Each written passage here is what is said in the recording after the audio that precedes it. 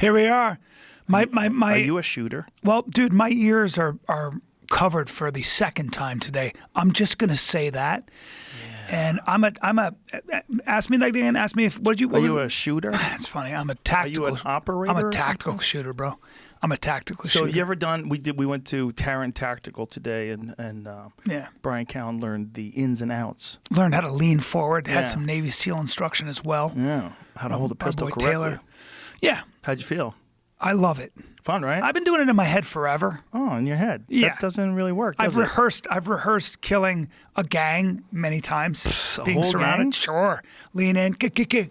And I go like this. Why don't you shoot him in the knee and rehabilitate him? Oh, that's such a good idea. Because they don't have knee targets. If they had just a bunch But of they have the knees. little tiny targets on the ground, Well, I hit. which I don't like because I'm like, what am I shooting, babies? I was gonna say they're the size of that? a toddler. Yeah, it's weird. I'm like, all right, so I got to kill the toddler with one shot. A kid with a missile. And I was pretty accurate with that. That's kind of sick. But yeah, that's a good idea. I could either waste them or wing them. Yeah. I wing them and And then take them in and just teach them the error of their ways. Yeah. And at the end, they'll be loyal to you. I toss them an herbal remedy, an herbal wrap. Like Steven Seagal had in that one movie where he was in a coma for like 10 years. And then he was kicking everybody's ass a couple days later. I don't care what anybody says. That shit was factual.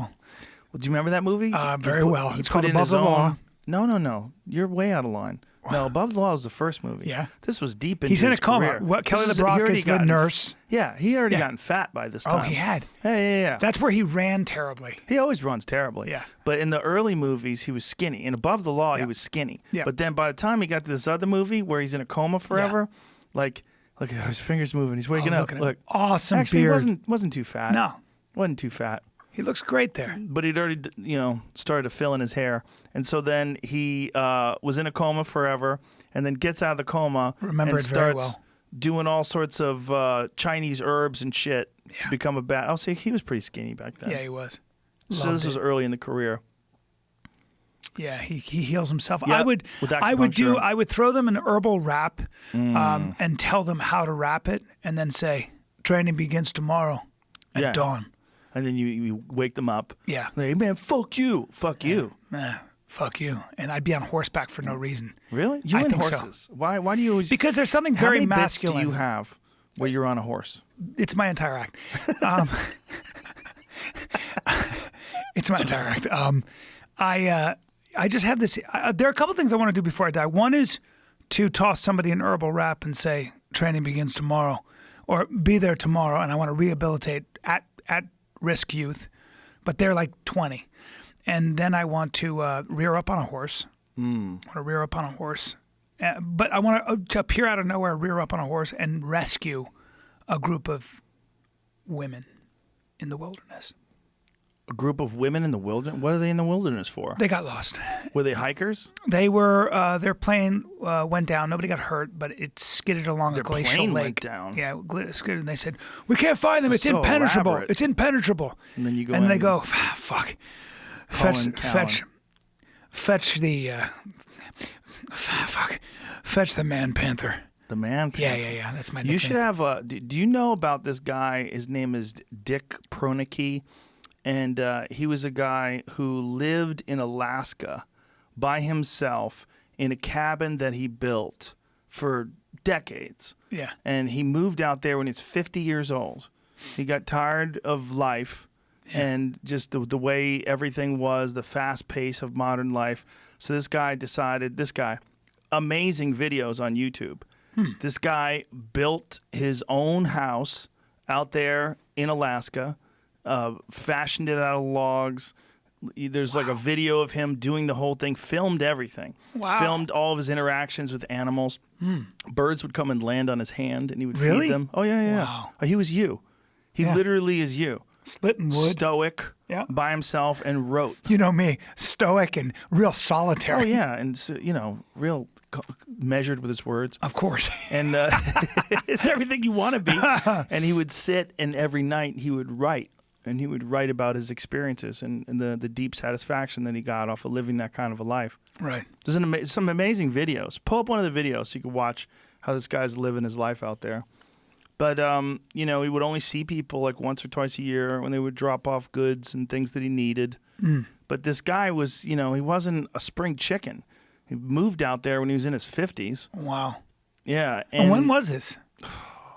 I want to say he had to It's a ways back. Cause that's, move back with his brother, I want to say in the early 2000s, somewhere around then. that looks like 16 millimeter film. That Yeah. looks, yeah. Oh, dude, he lived out there for decades, like I said. Wow. Yeah, by himself. You got to know your shit. To be out there by yourself? Uh-huh. Well, I think most of it he learned once he got there, and he talked about it. He talked about what the experience was like, about just, you know, learning how fatiguing it is to hike. Oh, yeah. Learning how fatiguing it is to gather up your own firewood. And he made most of his own tools. Like right there, he's making a mallet himself. He drills a hole in it with a hand auger. And then he makes his own peg. And he only brought in tools to make tools. And the big tools like that, he made all of himself. That's And, amazing. And dude. what did he live on? Just deer meat? I mean, Yeah, elk meat, deer meat, berries. He got some oatmeal and stuff. You know, some dry goods that Yeah. he would get in large barrels. So he'd come in and touch base periodically. They would come to him. People would fly out to him with goods. God. But, I mean, he built all this shit by himself. He built his whole cabin by himself, and he documented every step of the way. Amazing. His name is Proenneke. Dick Proenneke, Alone in the Wilderness is the whole series on YouTube. And he's on the side of a lake with this cabin that he built, living off of animals that he hunted and firewood and, you know, whatever food that he gathered. I'm obsessed with this now. Yeah, because this I is- got this Corona thing caught me with my pants down. Yeah. Here's what I want. I want a substantial cabin made of thick logs or stone, and then I want it near a lake or a water source, maybe preferably a well. Yeah, that I there's- can irrigate my own crops. You gonna have crops? I'm gonna Or have a chicken. garden? I need chickens. You really only need a garden. You don't need crops. It's just Okay. you. I need a garden. Is it just you? Yes. Well, it might be me and my several of Lady my friends? My lady friends, because I'm going to start my own colony, so I have to breed. You understand? Okay. And I need a lot of hair and beard dye because I want to stay looking young. What if they come up with something that reverses you in age? Now you're talking my language. How old would you David like to go Sinclair back to? will actually have a cabin on the side. He'd be right next to you doing Yeah. experiments. I'm going to have his fucking lab, and I'm going to be his guinea pig. Yeah, you'd be the guy. Yeah. David, come on out. And I'll He'd just go entice just to him. hang I'll out. entice him with all the girls. Well, he's not into that. He's a married man. Leave him alone. All right. But he'd like to come out just to hang out and pal around for a few days. He's a fun guy. He seems like a good guy. He's a great guy. Yeah. And he's brilliant. And Yes. he's brilliant in the field. That's very important. What do you mean? You're getting old. That's right.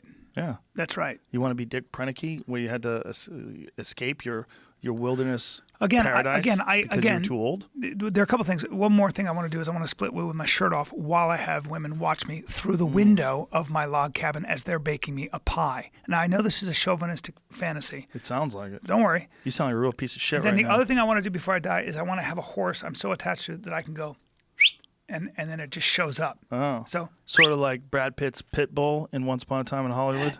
correct. I'd kill for one of those. That pit bull was perfect. That was fucking great. That thing Yeah. just fucking... It knew what to do, when to do it. Yeah. Yeah. They don't use, the cops I heard don't use mastiffs, even Yeah. Rottweilers, because they do too They much don't let damage. go. Yeah. They don't like to let go. Yeah. Then you got a major lawsuit on your hand. You can't have Yes. something bite your fucking hand Well, off. I was watching a fucking video of a guy in San Diego who got arrested by these cops, and the cops couldn't get the German Shepherd off his arm. The German Shepherd's clamped down this guy's forearm. This guy's screaming, Ugh. and they're pulling on the dog, and the dog's pulling on the You meat gotta of his choke arm. the dog. You don't pull on the dog. Bro, they weren't interested in choking the dog. Apparently, they thought this guy was a bad person, and they were letting this dog chew this guy's arm up, and you get permanent nerve damage. Oh, yeah. I mean, it's just Yeah. devastating to the tissue in your forearm. I've seen video of it where I Oh. said to the cop who showed it to me, I said, why didn't that guy who's this giant AWOL, he went AWOL, just giant, he used to be a special forces guy and he just went crazy. And they let that dog loose on, because they had two cops that he was fighting off, and they let this wolf, this fucking wolf loose and grabbed the dude on the top of his arm. He had huge arms, like Brendan Schaub, like big arms. Grabbed the guy, and the guy just, in the middle of his craze, he looked at the dog and then just went, he froze and went down. And I said, why isn't he punching? And he goes, because you shut down. Because when he bit that arm went numb. You can't use that arm. Well, That's a fucking the wolf. pain. Oh, The excruciating pain ooh. of a German Shepherd biting into your arm. yeah. Oh, Not good. or a real wolf. That's now you got a Can't problem. train them. Now you get yourself a problem. Well, Of course, they're not interested in listening. they're not interested in Good listening. luck getting a wolf to attack. I'll tell you who's not hearing a fucking peep out of a wolf, and I'm talking about a timber wolf. Not a peep. Who? Is Mr. Mountain Lion? Okay, I Mr. wonder Mountain how Lion. that works. Mountain lions versus a wolf. I'll tell you exactly how. Ready? Yeah. The wolf dies. Really? That's right. Have you seen it? There's a video of it. First of all. Really? Yep. Where the Mountain lion versus a wolf. Mountain What are they lion's on his fighting back, over? by the way. Wolf tries to get over it, and mountain lion gets under the old jawline. Oh, gets the neck. Yeah. And by the way, got his and holds on with those. Claws. That's right. They have claws. Yeah, and it's more athletic. It's 150 pound, 140 pound, 130 pound Yeah. mountain lion. Good luck with that, And they fight solo. They don't need a bunch of pussies dude. And they go backing you low. up. They go Yes. fucking low. like a lion. There's no sound. There's a great video of a water buffalo charging a lion, Hmm. a male lion, and the male lion literally waits until the water buffalo is close in the distance and then ducks under and grabs a hold of it by the neck and just Really? hangs on. Yeah. Wow. Actually, it might not have been a water buffalo. It might have been something else, like It was a cow. some other rugged animal. It was Yeah. a rugged animal. Yeah. I forget which animal it was, but the animal makes a rush at the lion, like, "Hey, fuck you," and the lion's like, "No, fuck you." This They're ducks just- under and One of the problems when you have a game reserve is that if you have a pride of lions, you are going to pay so much money keeping that reserve stocked because Yeah. a pride of lions goes through, crazy amounts of meat every single day, every other day. So they will decimate. They'll go through a whole herd of buffalo. Well, that was an issue after the dentist. The dentist shot that lion with a name. Yeah. Remember that lion with a Cecil. name? Cecil. And then, do you know that they were worried that Cecil's brother Jericho was killed? But no worries. It was a lion that didn't have a name. So, Oh, fuck. we're so close. Literally, I read an article that we're being serious about that. So They're being annoying. serious. There was a real concern that Cecil's brother Jericho had also been killed, but turned out not to be true. drives As me if nuts. it's the real Lion King. Anyway, when they killed that lion, when that dentist killed that lion, well, they then after that had this international outcry where nobody wanted to go there and hunt lions because they didn't want to be the next guy that gets targeted like that dentist. So because of that, they had to slaughter a large number of lions. I'm sure. Find out how they All the post- people who don't have any idea what it is to sustain. just the number was crazy. It was something like I don't remember if it was 50 or 500. Yeah. But it was like they had to kill them, and instead of getting $50,000 per lion, like they're accustomed to getting when Yeah. people, because they have all these lions, the lions had decimated the ungulate population. Of course. Because no one was killing the lions anymore. It's like elephants. So now, with elephants, you can't move one like a member of the herd or two members. Elephants have to be moved as a herd, otherwise they go nuts, right? So they're the females rule the roost, but you can't just take like 3 elephants from that herd and then move them over to the game. You got to take them all, otherwise they really get fucked up. Yeah, they love each other. They love each other. Yeah. But then also when you cull elephants, which you have to do in Kruger National Park and things like that. Why but do then they were have like, to? because they get too destructive, they just get too many of them and they just lay waste to the vegetation. It just becomes an imbalance. So the problem is that they were like, you can't shoot them from helicopters anymore or jeeps, whatever, because and they would kill the whole herd because you can't just kill a couple, right? Because they go nuts. God. And then But- they can't do anything with the ivory because the ivory trade's illegal. Correct. So then they store that. So then you jack up the price of ivory, which they do the same thing with rhino horn. But so what now they try to do is they try to sterilize the females, right? They'll try to. Oh, you know, great. good luck with that. That's Yeah. a lot of fun. Yeah. That's really difficult to do as well. You know, they were trying to do that in the Hamptons. They're trying to do that with deer. They were trying to give the female deer birth control. Just let the males Not good. fucking shoot dead loads into them. Yeah, go ahead and shoot the deer. I'll eat them. Well, that's what they should do. Yeah. Yeah. I mean, but they didn't. They decided for whatever goofy reason that what they were going to do is try to give them birth control. And they were going to spend countless amounts of dollars to get birth control into deer. Jesus Christ. Like, how are you going to what are you going to do? Do you know how many there are? Like, what? Apparently, they're infested out there. After watching Tiger King, what is your take on keeping tigers as pets? It's ridiculous. First of all, I only watched one half of one episode. I had to pause. Jamie and I were getting NAD IV drips, which is pretty fucking amazing. What is NAD? That's the stuff that David Sinclair was talking about. Well, let's the get anti-aging. Bry on the NAD train. Bry might be a little cheap. It's expensive. Yeah? Yeah, it costs a pretty penny. I want to live forever. Okay.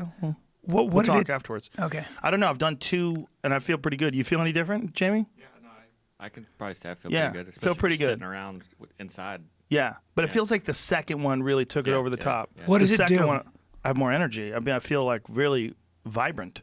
I feel great. But what is it? It's hard to tell. Yeah. Like, what does that mean? I don't know. I'm sleeping 8 hours a day. I'm staying at home with my family. Living I'm your not best traveling on the life. road. You know, I mean, it's like, how am I sure this is it? But apparently, scientifically, it's provable. Right. Lengthens your telomeres. It actually okay. decreases your biological age. Wow. It's been proven. David Sinclair said that NAD, HGH, and there was one other, DHEA. Those 3 things in combination have been shown to reverse your biological age.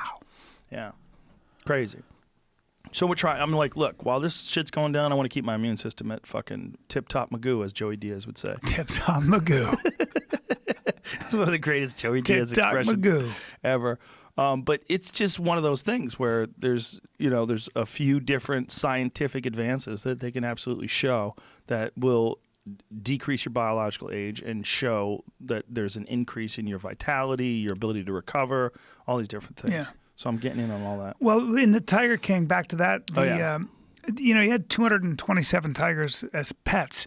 They Seems live like a good number. in a fucking cage. Yeah. And then he had chimps. Chimps should never be kept in a cage. I don't give a fuck what anybody says. Yeah.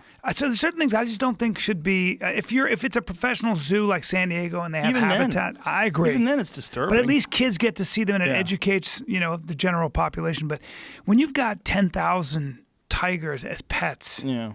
I don't know, man. Do you Especially, remember my bit from Triggered from 2016? I loved your original tiger bit. I didn't see. that was I've said so greatest many of all tiger time. bits. One of the greatest bits ever. I mean, you can make the argument for Thank you very much. Two Tigers Fucking was one of the greatest bits ever. You should do it. You should know do if it's that on fucking anything. bit, I don't dude. think it's on. I don't think that bit That's is on crazy. anything.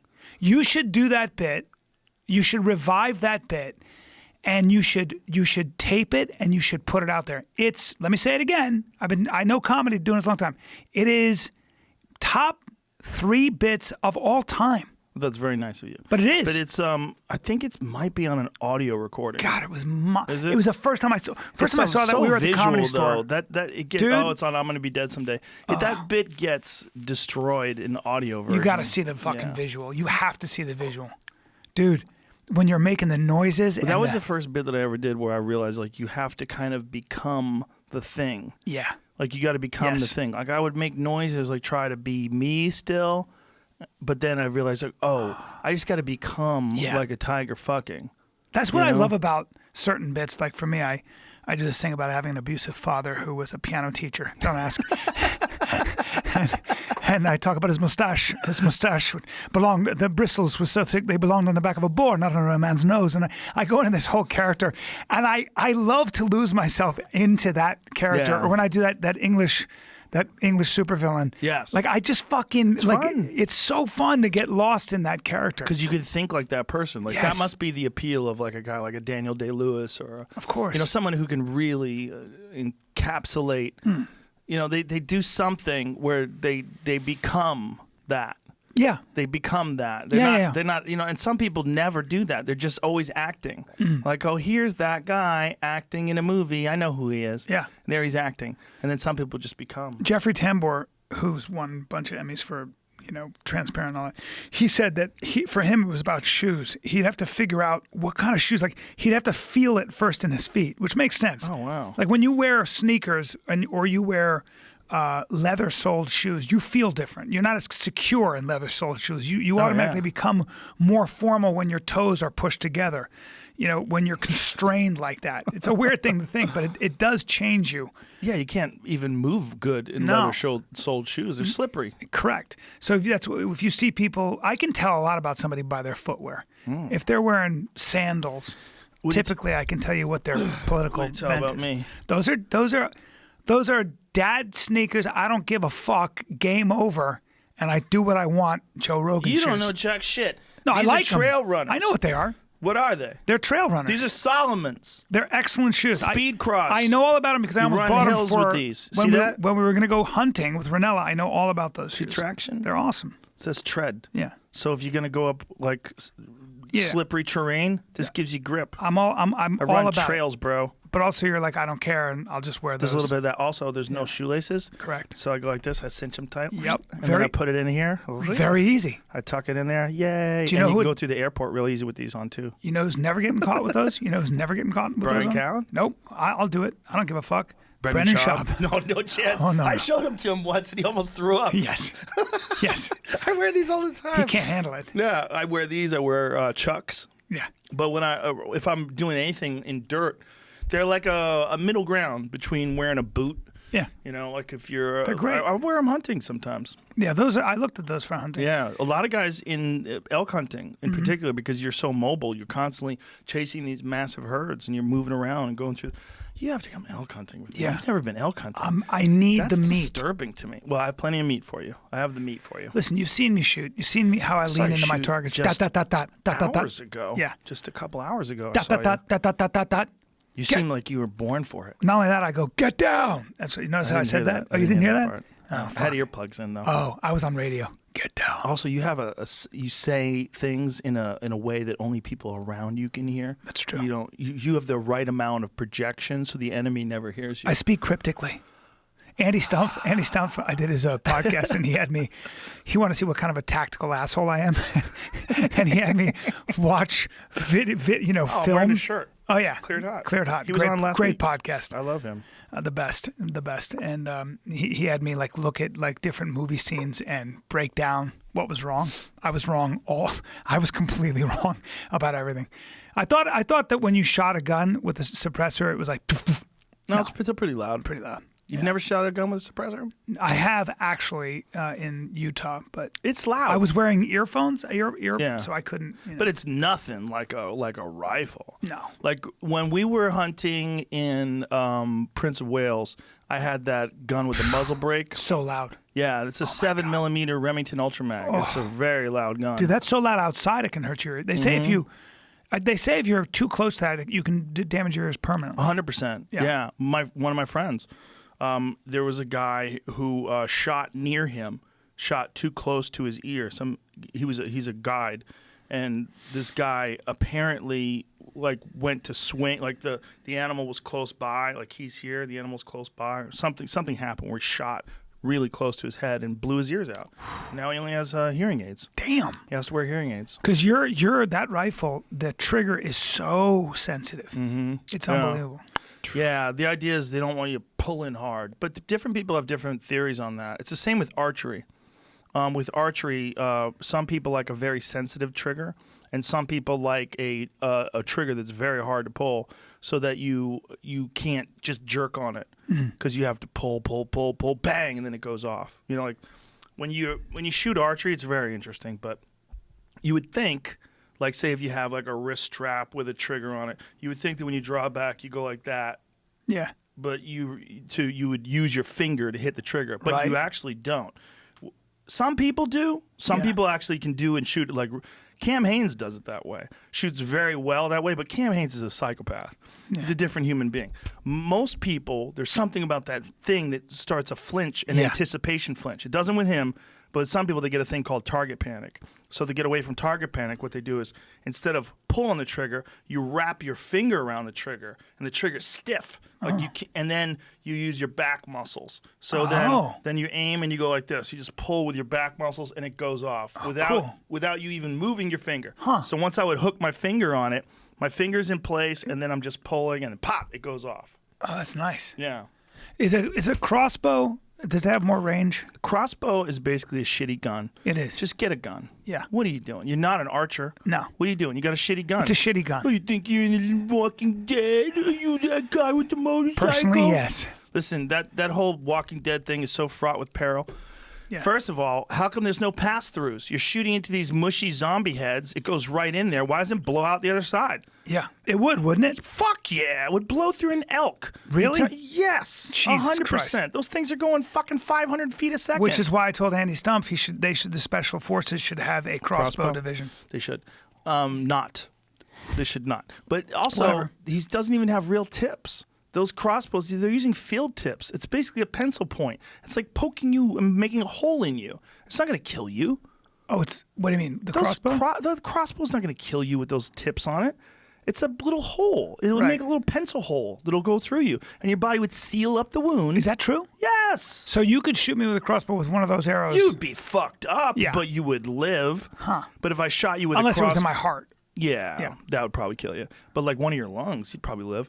But if you shot someone with a crossbow that had a real broadhead on it, the broadhead would slice you wide open, like a samurai sword, just right through your whole body. God damn. Yeah, that's what it's like. So easy to kill. Why are human beings so easy to kill? Well, because we're smart, we have nuclear weapons. True. That's how nature balances it out, right? Yeah. Turtles are stupid as fuck. That's why they have that awesome cage over their whole body. It's true. It's true. No matter. That's what it is. Yeah. Look, there's a balance to things. You I know, know, but- and we respect that balance, and we want that balance to exist in everything. That's why if we see a hot girl, we want her to be stupid. Correct. That's why Correct. people get caught with their pants down when you think a hot girl is stupid, and she turns out to be very intelligent, perhaps more intelligent than you. Well, speaking of that, when I saw that we met the director of John Wick today, yes, and he's a handsome, athletic-looking fella. he's a good-looking guy. He doesn't look like a director. He No. used to be a stuntman. He was a kickboxer and a Muay Thai guy, but he used to be Keanu Reeves' stunt double, I guess. Yeah. But I looked at him and I was like, well, this dude looks like a stud. He's kind of like a silvery fox. He's getting older. He's like our age. But I thought to myself, the guy looks like a real athlete. He must be He's meanwhile, definitely fit. a big director. Yeah, and he comes there and shoots all the time. All Apparently. the time. He said Yeah. they did twice a week. Dude, it's such a great thing to have, and it's also really fun. It's like you're just shooting metal targets and everything like that. But it's fun. There's something. It's the same thing with archery. It's the same thing with a lot of stuff that you have to focus on. You focus and then you execute, and if you do it properly, there's like sort of the meditative aspect to it, which sounds crazy to say, that shooting guns with earplugs on it. It's very eye meditative. protection. It's But very. Yeah, there is. Because it's like anything else. I like getting comfortable and familiar with things that scare me. Yes. I like getting comfortable and familiar with violence. I actually do. And what I mean, yeah, because whether it's hunting, whether it's boxing, whether it's jiu-jitsu, but I like working at those things and putting myself in uncomfortable positions. That because when you go to a shooting range, like it's your first time, like with me, with that kind of tactical thing, it's always going to be a little uncomfortable because you're the new guy. You don't know what the fuck you're doing. You don't know how to unload a magazine. It's just going to be mechanical and there's going to be a process. But there's something about being in this strange location with those loud that you can become very familiar with, and pretty soon you get good at that shit. And now you're actually, you don't look like a complete idiot. At least you Right. can kind of like start to be familiar with that language. Yeah. I think that's personally for me. I think that shit's important. Well, it's important to. It'll definitely make you less scared. Mm-hmm. There's one of the weirdest things is watching an altercation break out and then watching men get scared, like men who don't know how to defend themselves, Right. or men that are not used to being around violence getting scared. That's right. Yeah. And that's going to happen. It's exactly like getting punched in the face. If you're not boxing and getting hit, I promise you, I don't care who you are, when you get hit, you just get jabbed, what you're going to do is you're going to look down and you're going to bring your hands to your face. That's what you're going to do. You're going to go, oh, shit. Or you're boom. gonna do this. Or that. And then you're yeah. And it's not until you really practice whatever it is that you can see and kind of, I'm not saying I'm there, but you're at least less likely to put yourself in a position of danger. You know, it's Yes. exactly like with jiu-jitsu, right? When you grab somebody, what do? Like I've grabbed boxers who've never had any wrestling, great boxers. They panic. They turn their back.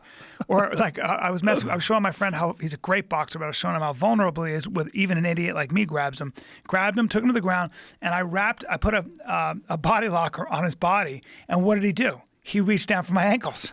So I went, oh, here you go.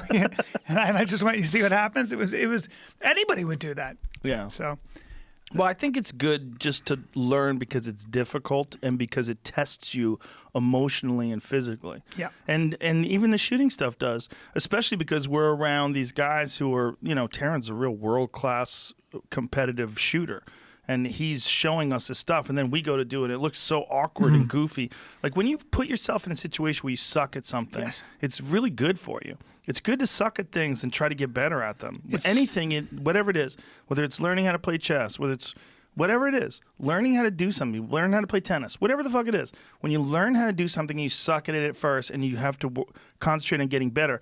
That thing of getting better translates to other aspects of your life, and it's a skill. Getting better at stuff is a skill. It doesn't mean that because you're... Well, it's a mindset. Yeah, but it doesn't mean that because you're good at archery, you'll be good at learning how to play the piano. But if you can get good at learning how to play the piano, you can get good at archery. Yes. Because there's a thing in there of learning how to learn. Well, that's so learning how to learn a lot of times is as simple as once you learn how to do one thing well. Like I said, that's why one thing informs the other.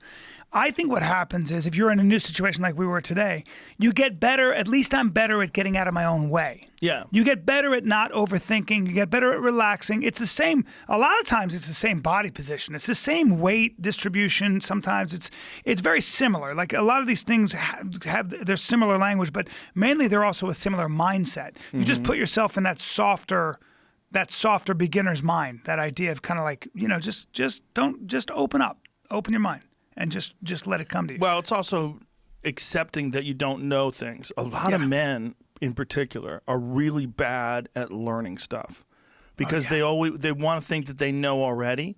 Yeah. So even when you tell them stuff, they want to think they know. Yeah, I got it. Because men are natural problem solvers. I have a joke about that where I say, I don't know anything about cars, nothing. But if there's a woman on the side of the road with her hood up looking at her engine, I'll make suggestions. And it's true. And I've done that. Like, I'll be like, well, check the spark plug. I don't. Yeah, well, today with engines, good luck. Yeah. No one knows what's going on in there. You ever see what it looks like when they open up a brand new 992 of 2020 Porsche? No. The hood. Pull up, opening up the hood on a 2020 Porsche.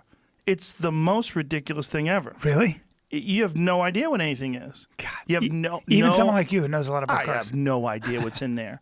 I have no idea. You can't even see anything. You get this much of a view. What? To the engine. Oh yeah, the view into when you open up the back. There's a rear engine car. A Porsche was probably one of the most sophisticated, technologically advanced cars ever built. Right? Because they've been refining the design since the 1960s.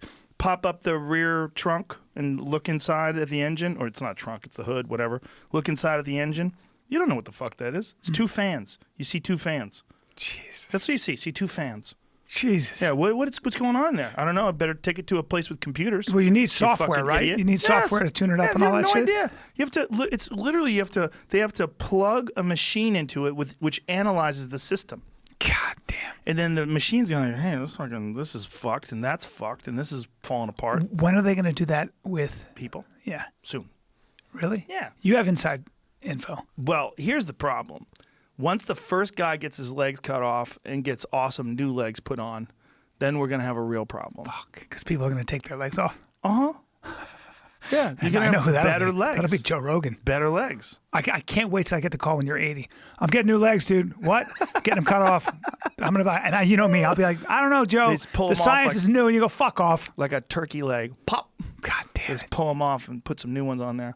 Well, I mean, we were talking about this guy. Did you see any photos of it?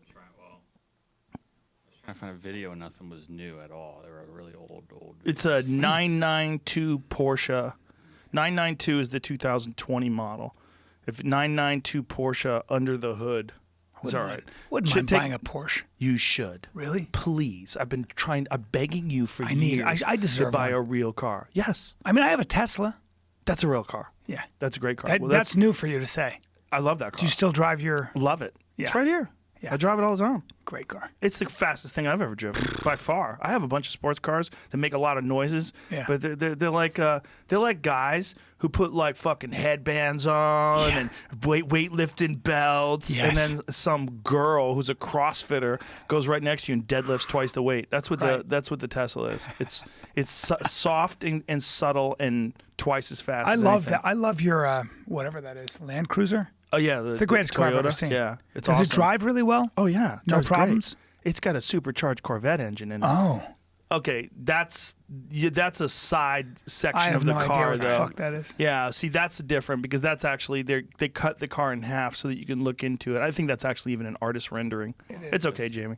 We're never gonna find it. Far left, right there, red, the red, far left, right there. That's it. It's very small. That's it. That's it? That's it. That's the view. Go large with that. What? If you open up the trunk, that's what you see. Come on. Yep, that's the That looks like whole speakers. thing you see. Under the hood, Come that's on. what you see. What happened there? So forget it. So There forget it it. is. That's it. So that's what you see. your wrenches are no good here. So imagine a girl pulls over, like, I don't know what to do, and she's wearing cut-off jean shorts and a Yeah. banging booty, big Yeah. old squat booty. Yeah. You know what I'm saying? Yeah. And she's looking over, and you're like, I've got to help her. Let me help you. I'm. And Where I go are like you? this. I go, what seems to be the trouble? You are Captain Never Distracted. Is that what you said? My nickname is Brad Pitt. So if you pulled over and looked at that, you don't know. Not a fucking human being has any idea what's going on. I'd say, I've got the software back at my place. You if should wanna- get one of those, though. You wanna should get plug one it of in. those. Get yourself Really? a nice Carrera S. Oh my God, it's a marvelous car. Really? Oh yeah, super calm and quiet. They go over bumps like nothing, but yet when you hit the like they have such a supple suspension that the suspension it adjusts no matter what you're driving over, especially when you're in comfort mode. Expensive? Yes, it's a fucking Porsche. Jesus Christ. Yes. What kind of question is that? At least You 100 need grand? one. Yes. Yeah. Yeah, at least 100 grand. But you need one. I do, right? You do. You're a bad You influence do. on me, No, I'm a man. good influence. Look, we've been doing this forever. Okay. We have been doing it forever. Now imagine if you just listened to me. Yeah. All those times ago, you'd still be fine, but you would have had this history of having amazing cars. I would've. Instead, you had a fucking red Prius Yeah. forever. It's the Red Ram. One Call it thing the Red you Ram. did have, though, I remember that Bronco that you had. Not bad. That was pretty dope. Yeah. You had was it like a 70 Bronco? Yeah, it gave me nothing. 71 Bronco with a 350 Windsor or something like that. Yeah. Caused me nothing but problems. You know why?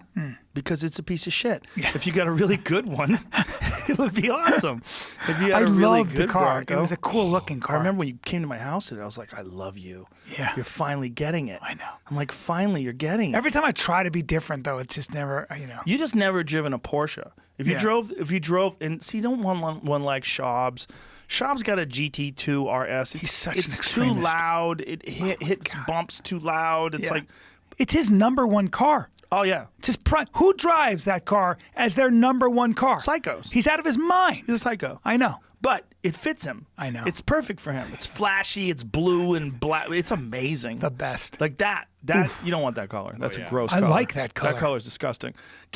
Pull up that's that Doug DeMuro guy. He's great. Nice car, though. That guy's a great analyst of automobiles. Like, look at that. Perfect. Black. Listen, this car is a marvelous car. Yeah, but I They need something drive for the so fucking. well. I need something for the next pandemic. I need something to get. I want to get an Airstream. You want a Land Cruiser like mine. That's Yeah. But I need something I can kind of live into. I'm gonna get an Live in. Airstream. Living. You want something you can get away from everybody in That's too. right. You can't get away in an Airstream. You got to leave that thing there, and then it becomes a liability. That's true.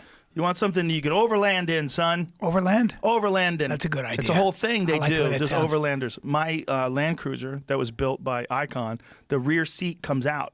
So the rear seat has these. They made it for me. So there's this. You just pull these levers, click, click, pull the rear seat out. You could sleep in that motherfucker Yeah. if you had to. Expensive. Costs money. Yeah, Things it costs cost money. That's you the want to problem. hire artisans and craftsmen and Yeah. and geniuses to design things and Yeah. build things for you. It costs money. But maybe just You want to regular. get paid too, right? Don't I you want to do. get I paid? do. Yeah, they do as well. Yeah. You got to pay them. Maybe a regular Land Cruiser. Regular Land Cruisers are great. I'm cheap when it comes to cars. What is that? Oh, look an at overland that. truck That's sim. a real overland vehicle. What the That looks like a Dodge Ram or a Ford F-150 or What something. is I can't what is tell. that? What's that thing it's dragging behind it? Well, that's where all your shit is. Yeah. You sleep in that. Yeah. And then they have these rooftop tents. That's one of those. Look at that. Yeah, you climb in the rooftop tent. Let me see that. Let me see the Yeah. one, but I want to see that one. Yeah. Oh. I need protection. No, when you I'm want the sleeping. one to the left of your cursor. That gray-looking thing right to the left. Yeah, right there. You just had it. Yeah. That's what you want. Look at that.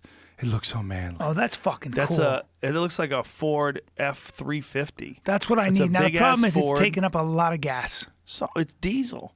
Oh. That thing probably drives pretty. It probably has a huge tank. What are those three things? Is that three gas tanks? That's what I'm guessing. I It don't might know. be. Might be. It might have 3 gas tanks. I'm a fan. Yeah, look at that thing. I'm a fan. See- I carry extra gas. Well, we have to think differently now, right? I agree. Because now, press that button. Let's see what this thing. Look at it driving over fucking mountains and shit. Look at it, so manly. Yeah, I got my weapon. Ah, you can keep water in there. You can fucking cook food in that fucking thing. I got my weaponry. I got my hunting rifles. I got everything. He's got. Oh my god, he's bouncing over rocks with that thing. He's got rock sliders on that pig. That's a pig of a Be in the truck. back while you're doing that. I know. Imagine trying to sleep. You fuck. That's good though. Why are you driving over the mountain? I like that a lot. Yeah, those are great. But you could like a Ooh. van. There's a company called. Look up this company. U Joint Off Road. Yeah, I think that's what it's called. U Joint Off Road. And what they do is they take a van, like a regular van, and they turn it. He has an Instagram page. It's pretty cool. They take a regular van, like a cargo van, Yeah. and turn it into like the ultimate 4x4 vehicle. They take out all the bullshit, take out all the axles and the engines, redo everything, and put like super beefy off-road suspension, off-road like live rear and front axles. I love that shit. Look at that. Bam, motherfucker. Drive to Yeah. the moon in that bitch. Yep. So that's something that normally would be like something that Amazon delivers your toothpaste in. It's big enough to sleep in. Move Oh, around fuck in. yeah, for sure. Look at that. They did one with a school bus. They redid a school bus. You got to have water. You got a lot of shit. There's a lot of shit. I've been obsessing now. My friend Sam Sohalt, he's a photographer and he does a lot of outdoor filming and stuff. I've known him for years. He did a school bus. He purchased a school bus. Go to Sam Sohalt's Instagram page. He probably has a blog about the school bus because, I mean, it's an extensive build. He did it for years. And he took this school bus, a regular school bus, turned it into this ultimate outdoor travel vehicle that can sleep like 10 people. So he has cots in it, and it's amazing. It's amazing. Well, it's a labor of love. Hardwood you floors. you and I spoke about getting some land. We've done this a while back. We were talking about this with a. Here's the thing I didn't think of it. You thought of it. It was very smart. You get land with a large pond/lake on it, Yes. so you can fish. So you Yes. got access to protein no matter what. Right. Then you have a garden. You gotta be able to grow. You need a well. I gotta irrigate. I need a well. I gotta have my own source of water. There's Sam's thing. So look how the side pulls out. Oh, that's fucking Turns great. into a wall tent. That's crazy. The side turns into a fucking wall tent. Look Yeah. at that shit. That's amazing. Dude, it's so dope. And he brings that thing up into the backcountry. That's great. Yeah. Dude, it's amazing. Problem is, it's a giant bus. I need something a little bit more maneuverable. Yeah, you don't want that. No. Sam's crazy. But I mean, it's awesome. What about the It's awesome that Fisker? he What is did it called? What is, Fisker. That's an electric car. What are you talking about? No, what is it? Now I'm It's a- losing you. You're No, hold sliding on. back to the old way. Hold on. Oh, now you're back in Venice drinking cappuccinos No, off no. a fucking expensive machine. no. Son of a bitch. Hold on. We have to go look at land, dude. Where do we do it, though? Colorado or Utah? Not California anywhere? No, you want to get out of here Too many before this fires. place slides. Too many fucking fires. Not just fires. Anything can happen here. Look, we're dealing right now with this pandemic. The entire country's dealing with it. Tack on a natural disaster, and then you're really fucked. You're really fucked. For real. For real. I know. Yeah. This is a tricky place. California's tricky because it works. When it works, it's great. But it's kind of like playing musical chairs. Like, you know that fucking music is going to stop and everyone's going to have to sit down. Yeah. Like, is there a chair for me? Yeah. Like, am I stuck here? Right. It's a musical chairs might be a bad analogy, but the reality is this is unsustainable, and we're basing all of this on a model that really throughout human history has only been temporary, and that means a model of peace and prosperity and interdependence on a level, Yeah. a technological independence. I mean, Jesus Christ. And we're counting on the grid. We're counting on so many factors that have never been permanent throughout human history. Right. They haven't existed, right? The grid didn't even exist until the 20th century, right? So in the 20th century, in the time that, people who are alive today almost were alive, the whole world is shifted. And now everybody lives in these electrified cities, and sewage all goes through this thing, and everything goes into the ocean. And you're counting on so many people. So many, dude. But on the other hand, there's so many pros to that. There are, but I would just like, please, a place I can get the fuck out of and just have, like, I just want to be, I don't want to be a sitting duck. My biggest fear is being vulnerable. Right. Well, you remember when I moved? I Yes. moved to Boulder in 2008 for a little bit. And the reason why I moved is like, I don't like this. I don't like this. Traffic and and all when that. and when my daughter was born too, I was thinking, you know what? This is a good time to start fresh. Let's just go somewhere where it's quieter and more people. But ultimately, that didn't work out because of altitude. When my wife was pregnant with the second baby, it's like, God damn, like altitude wrecks women when they're pregnant. And we were really high. We were at 8,500 feet above sea level. But now I have other friends that are saying, hey, we need to get the fuck out of here. Tom Segura was saying, we need to get the fuck out of here. Joey Diaz was saying, where are we going? I was like, you tell me where we're going. I'm going. I'll go. Right. He was like, let's go to Montana. Let's go to fucking Billings, Montana. We'll open up a comedy club. I like Billings. I like Billings, too. We were in Billings. Yeah. Yeah, when we hunted the Missouri Breaks. The See, first really time we ever interesting. hunted. We could literally start a comedy club somewhere great. Oh, yeah, we could. Like Boise doesn't have a comedy club, from what I understand. Maybe they have a yeah, small it does. No, Boise has a club. one. All right, so Yeah. Coeur d'Alene. I don't know, somewhere Listen, really nice. We could for sure do a comedy club somewhere, or move to a place like Salt Lake that has comedy clubs and 100,000 fucking people or whatever they have out there. But the idea of staying here just seems so silly. It seems so silly. Yeah. Especially, well, you're still in show business. You're still sucking on the tit of Yes. the devil. Yes, I am. You've got the devil's nipple in your mouth. Yeah.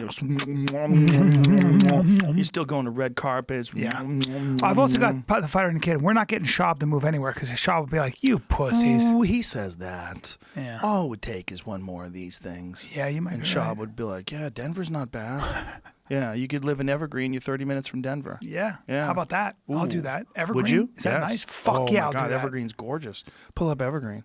I got my kids. and I People in gotta- Evergreen right now are angry at me. Shut up. You're going to fucking wreck Evergreen.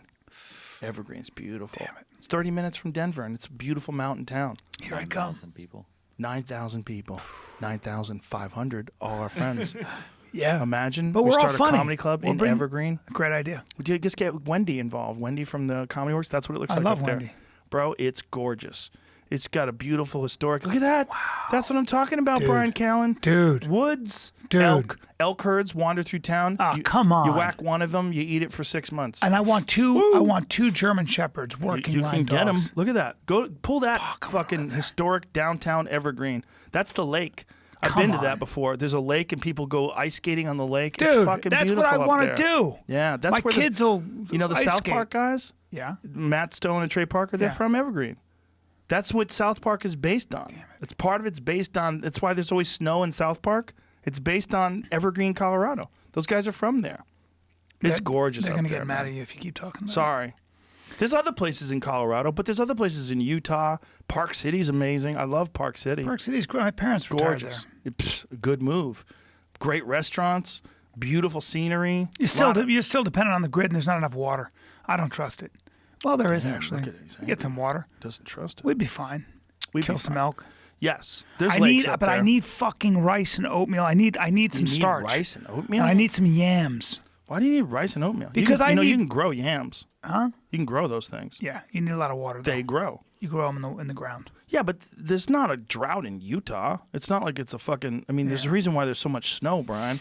That's precipitation. That's Wait, you water. can melt snow, can't you? Yes, but I mean, it's coming down, right? It snows. Well, guess what? It also rains. That's true. Yeah, you can grow things there. true, You my see all those man. trees? Yeah, they use water.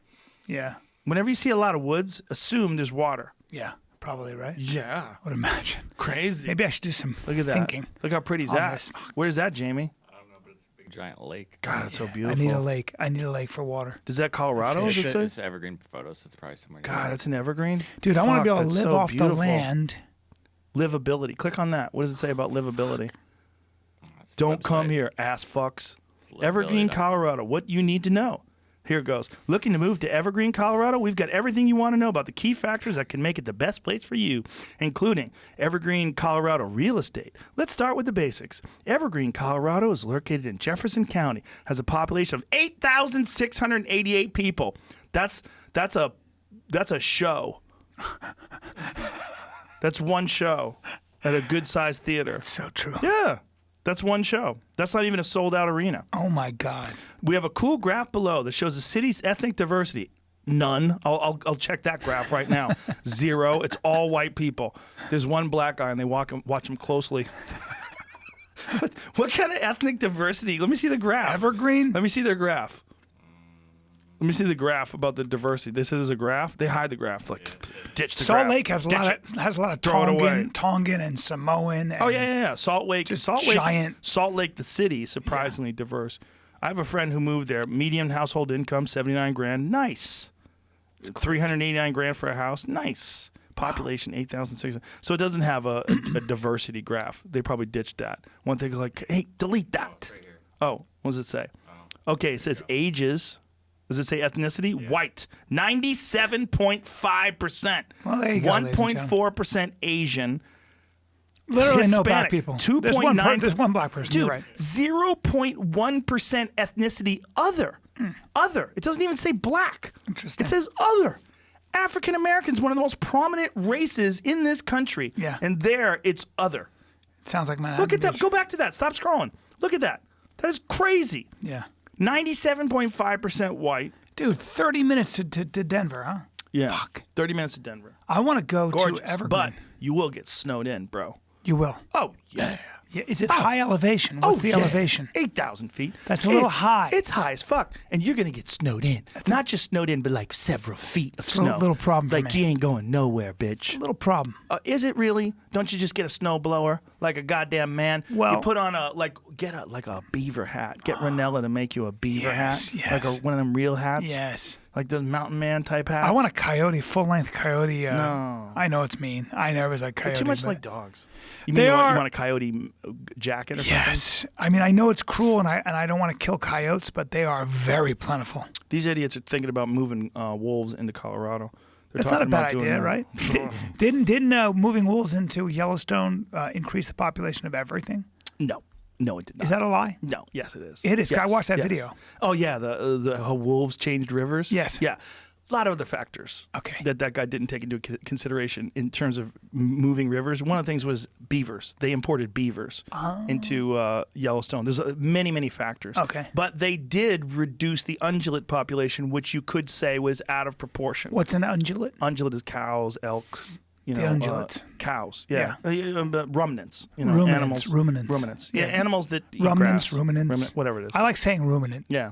The animals that you hunt, Yeah. deer and elk, and guess who else hunts them? Wolves, bitch. Yeah. So it changed the way the elk behave. It reduced the population pretty substantially, but there's still a healthy population of elk in Montana, and there's a healthy population of wolves, and they actually hunt wolves now. They hunt wolves in Idaho. They hunt a lot of wolves. In some places, they're trying to resist the hunting of wolves, but you gotta kind of keep a balance. And if you're gonna bring predators, you gotta realize why they killed them all in the first place. They killed them all in the first place because ranchers were losing all of their course. crops or Yeah. all their cattle, rather. Look, I love wolves. Look, you can see I have pictures of wolves all over my wall Yeah. out there. I'm a huge fan of wolves, But you can't raise livestock. It's tough to. I also am a big fan of wildlife biologists and the wildlife biologists that understand balance. The real ones, not the ones that are animal activists that only want animals to live Right. and they only want everybody to eat tofu.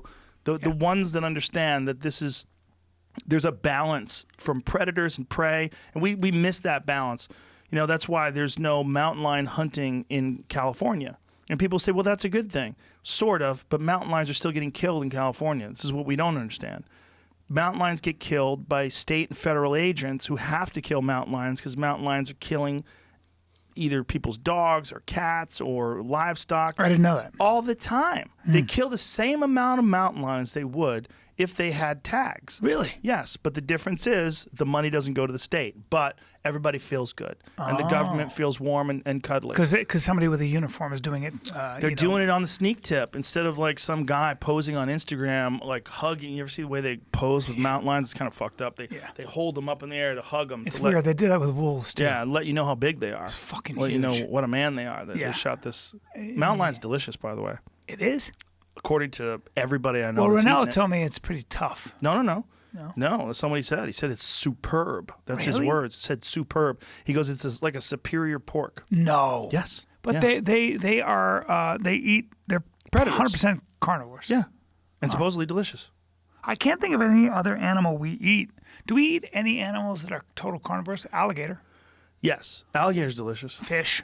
Yeah, fish are 100% carnivores, Yeah. but they're not really, it's a thing. But what else do we? What else animal wise? We don't eat any birds that are carnivores, but birds will eat. That is interesting, right? Yeah. Like we don't eat eagles. Well, in the ate an eagle, you'd be a real in piece the of Old shit. Testament, if you're a kosher Jew or if you're Islamic, if you're a Muslim, you're not to eat things like eagles, osprey. But there was a very good scientific reason for that, because you would get different pathogens like Parasites. chicken. Yes. Yeah. Oh, for sure. Yeah. Anything that eats You want things that eat live animals. But chickens they live on mealworm and they'll eat all kinds of shit. That's true. But you're Insects. also supposed to cook chicken past 145 degrees. Yeah. Because you're killing off parasites. Yes. And salmonella and all kinds of other shit. Right. People who eat raw chicken, you got to be out of your fucking mind to eat raw chicken. Ducks. You know what a horse will eat a chicken sometimes? Really?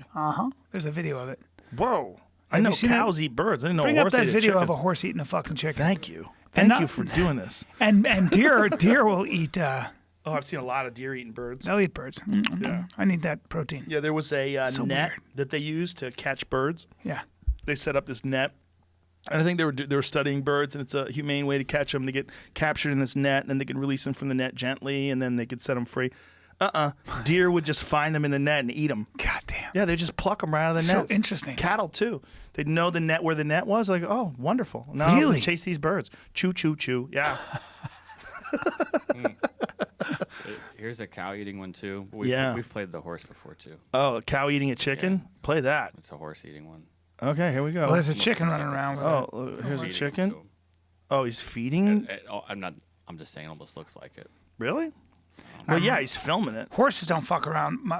Oh, it's a little baby chick. Yeah, look, he's chasing that chick down. Oh, Yeah. I'm looking out for you. That's so interesting. That's a wrap, bitch. Chompa, chompa, chompa. Yeah, they just It's so recognize funny. protein. Yeah, Wow, he ate that quick. I used to have a pit bull. Patty's pit bull. Chauncey, badass I remember dog. Chauncey. Oh, Love that dog. a great dog. Like an alligator, like jaws on fucking just with feet. There's a cow eating a chicken. Goddamn. Jesus Christ, chewing it apart. Oh my goodness. She got near a big horse, a Clydesdale. That horse put its head down and ran straight at that fucking dog. And Really? Chauncey was like, oh, fuck, yeah. The size of a Clydesdale. He was like, get the fuck out of my corral. What are you doing? He literally stopped and he went, really? Put his head down and went, and came. I thought she was going to die. And she just dodged out of the way. She could have. There's a horrible video of this guy is, what is it called when you got a bunch of dogs pulling you? Is it called mushing? Yeah, mushing. I did Mush? rod, yeah. Mushing? Mushing. Mushing or mushing? I mush. Do you mush or do you mush? I mush personally. Okay. So this guy, it's really sad. This guy is getting pulled by these dogs, and this moose runs in front of him and just starts stomping his dogs. What? Yeah, it's terrible. It's terrible. There's nothing you can do about it. There it is. No. So this is not it. This is not it, but I'm sure this is probably a similar result. Oh yeah, no. Sorry. The other one was a cow moose. It was on. either a cow moose But or let it me was, see that one. I think it was just clearing the path for him. It said. Well, Attacks. they will fuck up dogs. Moose attack sled dog team. 1990s. I think. Yeah, that's not it. It's a recent one, but it's real. Anyway, it was real sad. I saw it on Instagram. It killed a bunch of dogs? It killed a couple of them. One of them they had to put down after the fact because it broke its back. Damn. Yeah, I mean a Milton moose is an 1,800-pound Yeah. animal. Not hearing a peep out of a pack of dogs. Pack of dog. That's like you getting in a fight with a hamster. Yeah. Just get the fuck Get out outta of here. Bank. Yep. Moose are so big, man. Couple cheetah pull them down, though. Cheetah will grab your balls, eat your balls first, Whoa. and then hamstring you. You know what they do that?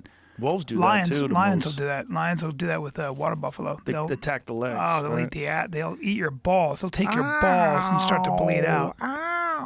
I'll take your balls, please. Ow. Can't protect your balls, Bob. Ow. Yeah, it's a stupid design, right? Yeah. Just pull it up inside like a turtle. Tanks. They're just tanks, but sometimes they get tired. Yeah, if you go hunting, you should have a steel cup, like a tie cup. Yes. One that goes through the butt like a G-string. I do anyway. You should. I Just call in that case discipline. some wolf wants to try to bite your balls, he gets a mouthful of metal. I tie my dick about down that? to my leg with a hemp rope just to keep me honest. A hemp rope. Yeah, keep me honest. And also organic. Yeah, Brian, what are you doing?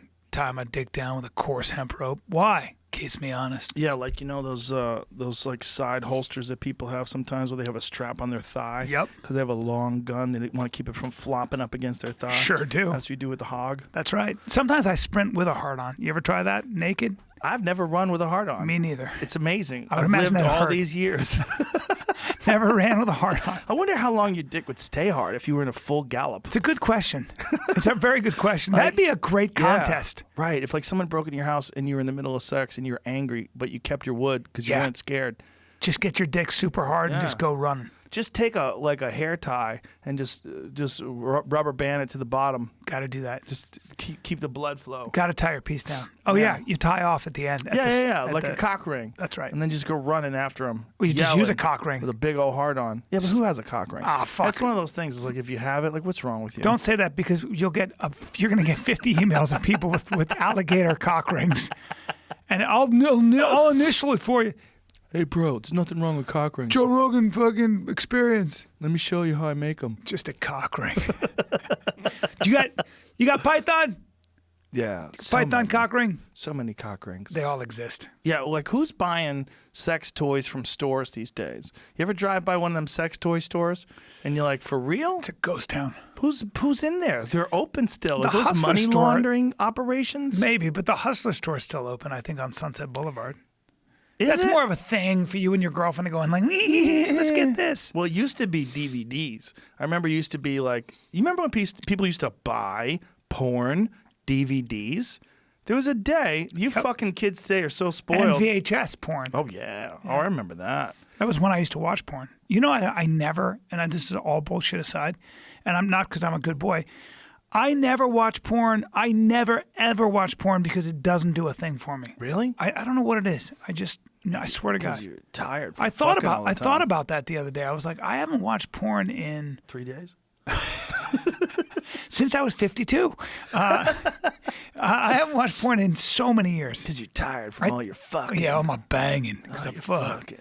Because I fuck. Porn is an oddly polarizing subject because it's one of the weirdest things ever if you really stop and think about it. Because mostly everyone who's healthy enjoys sex, whether it's straight sex or gay sex or what kind of sex you like. If you're healthy and you're young, even if you're not young, if you're healthy, your body works well. Yeah. You like sex, but yet filming it Yeah. is so taboo. I know. I think it's because so taboo. it is taboo, and I thought a lot about that. I think it's because we inherently know typically that the person doing it, putting themselves on camera, it is a form of suicide. In what I mean by that is it's a way of ensuring that you keep yourself out of certain segments of society, right? And maybe it's residue from when sex was downright dangerous, pregnancy, disease that we didn't have cures for. I think sex had to have a lot of taboos. Like even in the Old Testament, I think when the Israelites were not allowed to, you couldn't take the women as slaves. You had to kill everybody. Well, the reason for that was unless they were virgins, because the reason for that was you could get a disease. And I can't remember who broke that down, but that was always a thing where people you'd go into a town and rape all the women and stuff, and then your soldiers would come down with some terrible syphilitic disease. And so in the Old Testament, the Israelites were forbidden from taking anybody who was of a certain age. That's another weird thing about sex. The diseases. Like, how many goddamn diseases come from fucking? Oof. And people seem fine. Yeah. That's the thing. It's not like the flu.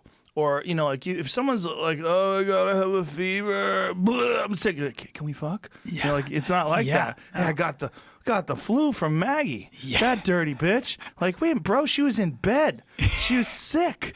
You couldn't tell she was sick? Oh, I thought I'd be fine. Like, no. When I was younger, if you had a flu, I wasn't going to stop me. But- But I'm sick, I can't. I'd be like, I don't give a fuck. Because you're terrible. Yeah. But that's not my point. My point is people seem fine and they have a terrible disease. Yes. It's so weird. Yes. Like the flu is normal. Right. Like you're sick. You got a temperature. Yeah. Oh, I don't want to be near you. I could catch that disease. Yeah. But that's one of the weird things about this coronavirus in a lot of ways, right? Because they said, we were trying to figure out what the number is, but there's a large percentage, more than half, are asymptomatic, Right. right? But they're carrying it. But they're carrying it. So, like, they seem fine, but they're spreading this horrible disease. That's weird, but that's sort of like some diseases, some VD, the clap. Yes. You know, herpes. syphilis, You can herpes. have herpes and never show symptoms. So you can have herpes simplex 2 and never show symptoms. You could be one of those. And you could be carrying fuckers it. and just shooting Yes. dirty herpes-ridden loads Yes. into people. And apparently all of us have been exposed to herpes. And if you get cold sores, from what I understand, It's a type of herpes. on your lips, you have somewhat some immunity to the one on your genitals. Mm-hmm.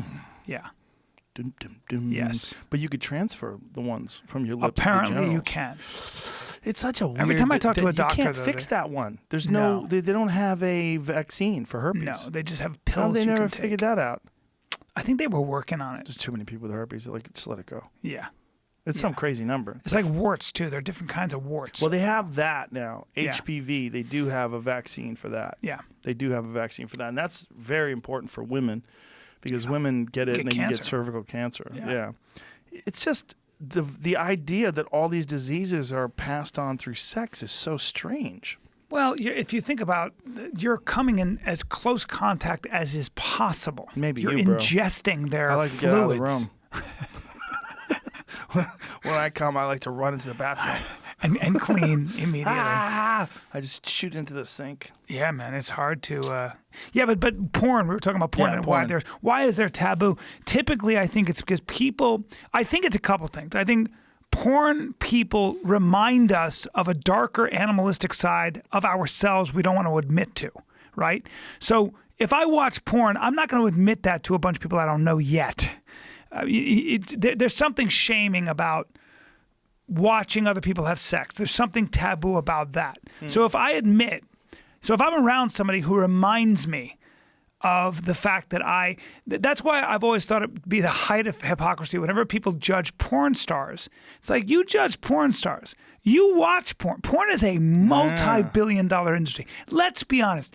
All of us watch it. All Not of us you, jerk though. off to it. But I you don't. did. I did my share of But you it. stopped a week ago. My father one time looked at my iPad and he goes, "The fuck is this porn? What is it?" Like, my search history was so full of sin. Your dad was looking through your search? He was trying to. He put something in. He I think it was snooping. no, and he saw this. He goes, "What is all this?" I go. Look. I looked at him. I went, "I watch porn." He went like this. Jeez. And he went on. He was looking for something. You should really get uncomfortable with him. Like, what is your favorite to watch? Exactly. I don't listen. I'm sure he does too. I'm sure everybody does. But here's the thing: when you're in a presence of porn people, typically, if they're part of your crew, they remind people of sort of their darker side, and I think that's why they become. Also, by the way, though, the kind of person that's willing to do that might be more self-destructive usually than the average person, in that sense. Yeah, I guess. I don't know. Yeah, I mean, you always have to leave the door open to aberrations. But there was something that I read about, it was a real bummer. The number of women that get into porn that have been sexually molested Oh is my God. off the charts. Yes. Although I'm thinking of two in particular. Alana Evans, who I got to know, who is as normal and as cool a fucking human being as it gets. She's just, I love her. She's a great person. She just is. And Asa Akira. Asa is smart as fuck and a regular, like, in every, I kept looking at her going, what's going on here? You're just, she's read everything. She's, she just seems incredibly well adjusted, but she has that side of her. So I don't know. She does ferocious gangbangs. Yes. Yes. Where it's like all her mascara's gone. Correct. She's covered in cock snot. It's- Never watched one of her porns, but yes. that's what Congratulations. yeah. Because you respect her. No, I'm just. I mean, Not I into like Asian her. chicks? I just haven't watched it. I gotta. Maybe I will now. Maybe that'll break your 3-day fast. Exactly. Exactly. Yeah. Yeah, I don't know.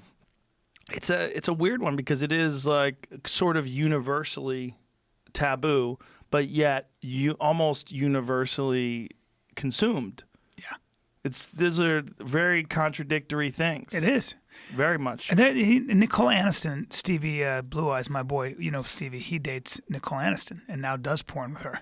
No. Yeah. Oh, yeah. What? When did this Stevie happen? goes from crime to stand-up to porn. He's and doing porn with Nicole with his Aniston? girlfriend. With his girlfriend. She's a beautiful girl. She's a beautiful girl. And again, very good businesswoman, has other investments. You talk to her and like she's gorgeous, but you'd never think.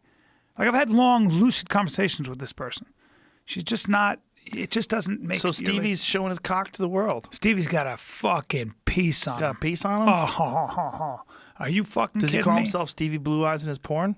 I don't think so. I don't Do you know. still let him open for you, or is he tainted I now? want to. No, Really? I love that guy. Even I love after he him. does porn, people see his hog? I don't give a fuck. You should be careful. He's hilarious. I You don't should give be a careful. shit. This is not good. It's just not good. It's a bad look. No, Stevie's always You're welcome. a guy on television. I You am. can't have some porn star open for I you. definitely This is now I want him. outrageous. I want him even more now. I use You should be a Malik. director. I use Malik B, who's You amazing. you should be a director and come in and dress like an old timey director. How's an old timey director dress? Think Well, about that. I would dress the way an old-time French director dresses, Yes. which would be I would have knickers, I would have boots, I'd have a beret, Yes, and I'd have a cane. cane like a Yes. like a cattle, like a riding crop. Yes, a fucking riding crop. So be Yes. dressed like an equestrian, but I'm not an Yes, equestrian. like an equestrian. Yes, and And- maybe even have instead of a beret, a hard riding hat. Yes, and action. And scene. Why don't they? Could they talk you into doing something where you don't have sex, but you are a comedic relief in a porn film? Would a you be good interested idea. in doing that? I would do that, maybe. Would you? Probably. Would ABC get mad at you? Oh, you on ABC? Yeah, I'm on ABC. ABC's very conservative. Yeah, well, they're owned by Disney. Yeah. Yeah. Yeah. But then again, hopefully they don't listen to the Fighter and Kid. Well, hopefully they don't listen to this. Yeah, I was- 'Cause we're trying to set it up. Action. I had a director one time. I was doing a scene, and he goes, "I don't believe you." It was said, "I great. don't believe I you." don't believe you, Brian. I Wow. don't believe you. I don't Was believe you. I that don't Sex believe in you. the City? No, it was on Mad TV. It was Really? great, yeah. A director on Mad Actually, TV is taking it seriously? I had a director on Oz say that. He goes, "I can see you acting." He whispered, "Hey, I can see you acting. Try Whoa. something different." I was like, Try "Fuck." something different. Yeah, he was right. Well, you are acting. Yeah, You should play dumb. I don't know what you're saying. I'm supposed to be acting, right? I should have If you don't want me to act, I'll go home. What? should have focused on stand up. Yes. Well, you did Yeah. eventually. I love it. But you like the acting too. You're a weirdo. You like those people too. You secretly like those acting people. The ones Yeah. that I disdain. I don't know about You that. bring them around sometimes and I get grossed out. I don't know if that's true. I have to slowly Do I? Who make have I my brought way to that? the I don't- door. I don't think I brought any actors. You don't around. anymore. How long ago? It's been a while. Yeah. You used to bring them around. Yeah, not And I really. used to be like, hey, what the fuck is this? Who's this guy? Get this. I'm not comfortable on this guy. The guy'd be right there. I don't pointing wanna at your be finger. rude. I don't like this guy. Bro, but you would bring the worst, like full-on liars, sociopaths, complete pathological Misfits. liars. I collected misfits. But they would just lie about stuff. Like Maybe they were just full- nervous around you. But they would just make up stories, though. You can't do that. You can't just make up stories. No, you can't. And you know, sometimes when someone makes up a story and it's so obvious, you're like, what are you saying? But I would never pick up on it, and you would go like this. I remember one time you and I were doing we were shooting something as a favor, and we were getting our makeup, and this guy was talking, and he was actually dating some porn chick, and you were listening to him, and in front of everybody, in front of him and everybody, you went like this. You went, "Holy shit, what a bullshit artist! Wow, you're a real bullshit artist, huh?"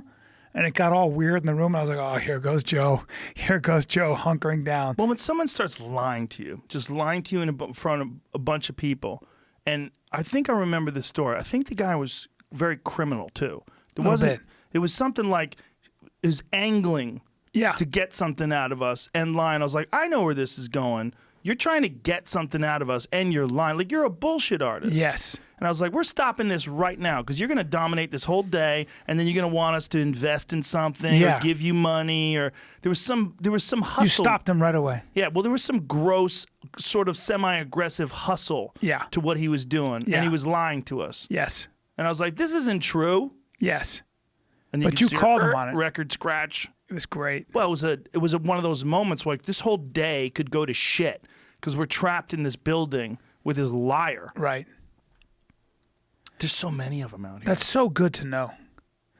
I don't have that antenna because I just trust people immediately. Well, that was an obvious one. That was I remember that was one. obvious. That was obvious. That was a criminal one. Yeah. There's some guys that are like they're criminals. Sociopaths. Yeah, but they're angling, and if you don't stop it right there, they're gonna get your number, they're gonna get your email, they're gonna get you this, they're gonna get you this. I want to make this meeting. I'm real tight friends with Tom Cruise or this guy or that guy, and it's always that. They're like name dropping. Like if you named, does that ever worked? Does that work? No. That's the weirdest. Name dropping is one of the weirdest things that people do that doesn't work. Yeah, it's so sad and strange. But it doesn't work. No. But yet people do it. Yeah. It's a weird one, right? Yep. Like fame by association. Yep.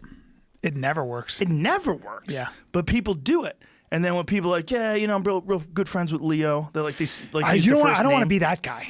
That's the other. I don't want to be. All due respect, but I don't want to be the good friend to the big celebrity. Oof. Unless you do something completely different, you know? Unless you do something that's completely outside Well, if you the don't business. need that person, if you're not part of their entourage. Yeah, like maybe David Sinclair talks about he's friends with you. That kind of thing. Yeah. I know Bryan Callen. I'm friends with him. I like that. And people are like, oh, well, you're a respected Harvard psychologist or Well, I got very biologist excited or when Lex Friedman came to my show. And I mean, he's a fucking brainiac. MIT scientist, a legitimate genius. Yeah. And a black belt in judo and jiu-jitsu. Yeah. Great guy. But that's different. That's someone who's accomplished in a different realm. It's the people that are in that business that are like trying to be producers or trying to be a this or trying to be a that. It's like there's so much weirdness going on out here in terms of like people being inauthentic. Did I tell you the story about how I was in Boston at the Wilbur and then we went to this club? Did I tell you where there were these three Ethiopian guys and my buddy's girlfriend's Ethiopian? Did I tell you the story? I don't think so. Oh, so I'm with Lex Friedman, black belt. I'm with my other boy, Rob, who's a black belt, 6'4", 230. I'm with Bryan Callen, who owns Gracie Baja in Nashville. He's 6'6", 270? Yeah, 6'6", 270, a Viking, a fucking Viking. Wears his hair in a ponytail, blonde, giant, 42 years old and still competes in jiu-jitsu. And then I got my boy Malik B, who came out of Mayweather's camp, boxed at Wild Card forever. He's been throwing a right hand since he was 7. And Malik has his Ethiopian girlfriend. And there are these 4 little Ethiopian dudes who are drunk and being shitheads and actually kind of dancing with the girls that are in the group. And they had to be pushed away a couple times. Anyway, finally the guy comes up to Malik and says, that girl belongs to us because she's our sister and you. And Malik's black, but he's like fucking from Louisiana. Right. And they go, you should. And so Malik, who's been fighting his whole life, goes, what? And he goes, oh, Jesus. He doesn't say anything. He's just too happy. He just goes, whatever. And I go, what'd he say? And I go, what are you saying to us? And the guy goes, that's our sister. She shouldn't be with you guys. She's with us. And the Ethiopian girl, Helena, goes, you're being disrespectful. So Bryan Callen said, they don't know that they're surrounded by literally 4 black belts, a great boxer, and then me, the idiot, the loudmouth, who's probably going to be the first guy to throw a punch because I'm insecure. So we're all there, and these 4 guys who are maybe 5'7", never done a sport in their life. And Bryan Callen just looks down at the guy, goes, hey, bro, you know the movie Jaws? Jaws? And the guy goes, huh? And he goes, the movie Jaws. You know that movie? And the guy goes, yeah. And he goes, right now in this scenario, you're the girl. You guys are the girl swimming in the water. You understand? You're swimming in the water and you got no idea you're about to be pulled under. Do you understand what I'm saying? And he's just giant looking down at him. And then you see the human guy go, and he sees the circle kind of tightening and he just looks at everybody. He just goes like this. He goes, oh, gives a double thumbs up. At least he's Oh, smart. fuck yeah. And his friends like, oh, and they were drawing the, and just kind of moved away in a group. It would have been Man. so bad for them. Men and egos. So God. bad for them. That's the greatest metaphor. You know the fucking movie Jaws. Well, that's John Jock's metaphor. Oh, it is? Yeah, John Jock's metaphor for jiu-jitsu. Oh, fuck. Yeah. Well, He said the ground is the ocean, and I'm a shark, and most people can't swim. you know, I trained with Hegan. Oh, he's great. Oh, the best. He's got some love him. very controversial system where he's teaching people, celebrities, jiu-jitsu and giving them belts, but they don't really spar. Well, they're celebrities. I will always spar. Here's the thing. He you teaches me. spar? He taught me a lot of Greco stuff, Oh, which he was knows really everything. cool. I love that Higgins shit. a beast, man. Oh my god. In 2003 in Abu Dhabi, I was doing time for him in Sao Paulo. I was holding the time. No. He yelled out, "Tell me how much time," because he wasn't in the best of shape, so he would like conserve his energy. Of course. He's just so technical. He could get away with beating like really good guys Yeah. without being in tip-top condition. I'm There's a- sure. You ever see the video of him rolling with Hickson, fighting with Hickson? No. Yeah, there's a famous jiu-jitsu film. It's in black and white, and it's probably from 89 or 1990 or some Wow. shit, like pre-UFC. And they're in Rio and at a jiu-jitsu tournament back when there was no jiu-jitsu tournament. Here's Well, what year is this? Hegan had. What does it say? Hegan had 360 Jamie, it just fights. said Oh, shit, look at 86. this. 86. Look at this. 86, man. So this is like Wow. me when I was just getting out of high school. Wow. That's Hickson on the bottom, Hegan on top. Look at how relaxed he is. Dude, they had a battle. Dude, Hegan at the time was a fucking Hegan's beast. way bigger than And look at- Hickson, by the way. Should He be is. noted. He is. He is. And this is a real battle. It's a really interesting Dude. match to watch as well because they're both so technical. Hegan studied so many other things. He was an amateur boxer for a long time, and then but he did a lot of wrestling with Look at how guys. he rolled to try A lot to of get wrestling Hickson's with- back. He keeps getting Hickson's back, but he gets shook off. Oh shit! He rolls him over. Yeah, Hegan was a big fella. Yeah, he was a big, fella. and strong, 210. Look at this 220 though, there. Hickson on top. Wow. Hickson rolled him. I mean, these guys, they really went for it too. It was a really wild sort of a match with a lot of scrambles. I didn't know this. Yeah, you should watch it. It's really interesting. I didn't know it was 86. I would have guessed it was 90 or 91. Now the game has changed so much since, right? It has, But not fundamentals. yes, but the guys who have exceptionally sharp fundamentals still dominate. Like Hodger Gracie, Hodger's never been a guy who adopts like the new aspects. Look at that beautiful sweep by Hegan, but Hickson countered. Hodger's never been a guy who adopted a lot of the crazy new techniques. Hodger's like Roger Gracie's all. I don't actually he calls himself Roger or Hodger. I'm not sure, but he's like straight up old school armbar, pass, Right. triangle, like Just that system of fundamentals. Yeah, the fundamental. The fundamentals are a good way to If say you it, watch 'cause, like, really good wrestlers, they do the same. Like high level wrestlers, they're still doing ankle picks. They're still controlling the head and the hips. They're still double and single legging. John Jacques has a way of talking about it. He said, "The more jiu-jitsu I know, the less I use." Wow. Yeah, Yeah. it says I use like 5 things. Yeah. Yeah, and it's It's timing. yeah. Did you ever see when John Jacques first started competing in Abu Dhabi? He was one of the first gi champions to do no gi and be really successful because Jean Jacques was born with a genetic deficiency in his Yes. left hand. He doesn't have a left hand; he just has a thumb. Right. And so, because of that, he never relied on grabbing things. He never relied on grabbing the gi. He relied on a more Greco-Roman based Sure. style of Underhooks overhooks and and- underhooks. So when he would roll with those guys, it's like, good, there's nothing to grab. I never grabbed anything anyway. Wow. And so he would just dominate people. Like even guys like Sakurai, who's a top level MMA guy, just fucking ran Sakuraba? through Or- him. Sakurai, Sakurai. Hayato Sakurai, who's like a beast back in the day. Yeah, he ran right through him. He ran right through a bunch of guys. So cool. Yeah. And it's, those guys that do that style, like Jean-Jacques' style is the same way, man. He's never been like a guy who does a lot of wild, fancy stuff. Yeah. But there's a lot of guys who do wild, fancy stuff that are like super successful with that too. Look, there are great boxers that use ones and twos the whole fucking fight. Oh, yeah. They might sure. throw 2 hooks. Yeah, sure. So, I mean, Just finding something. What's that Bruce Lee expression?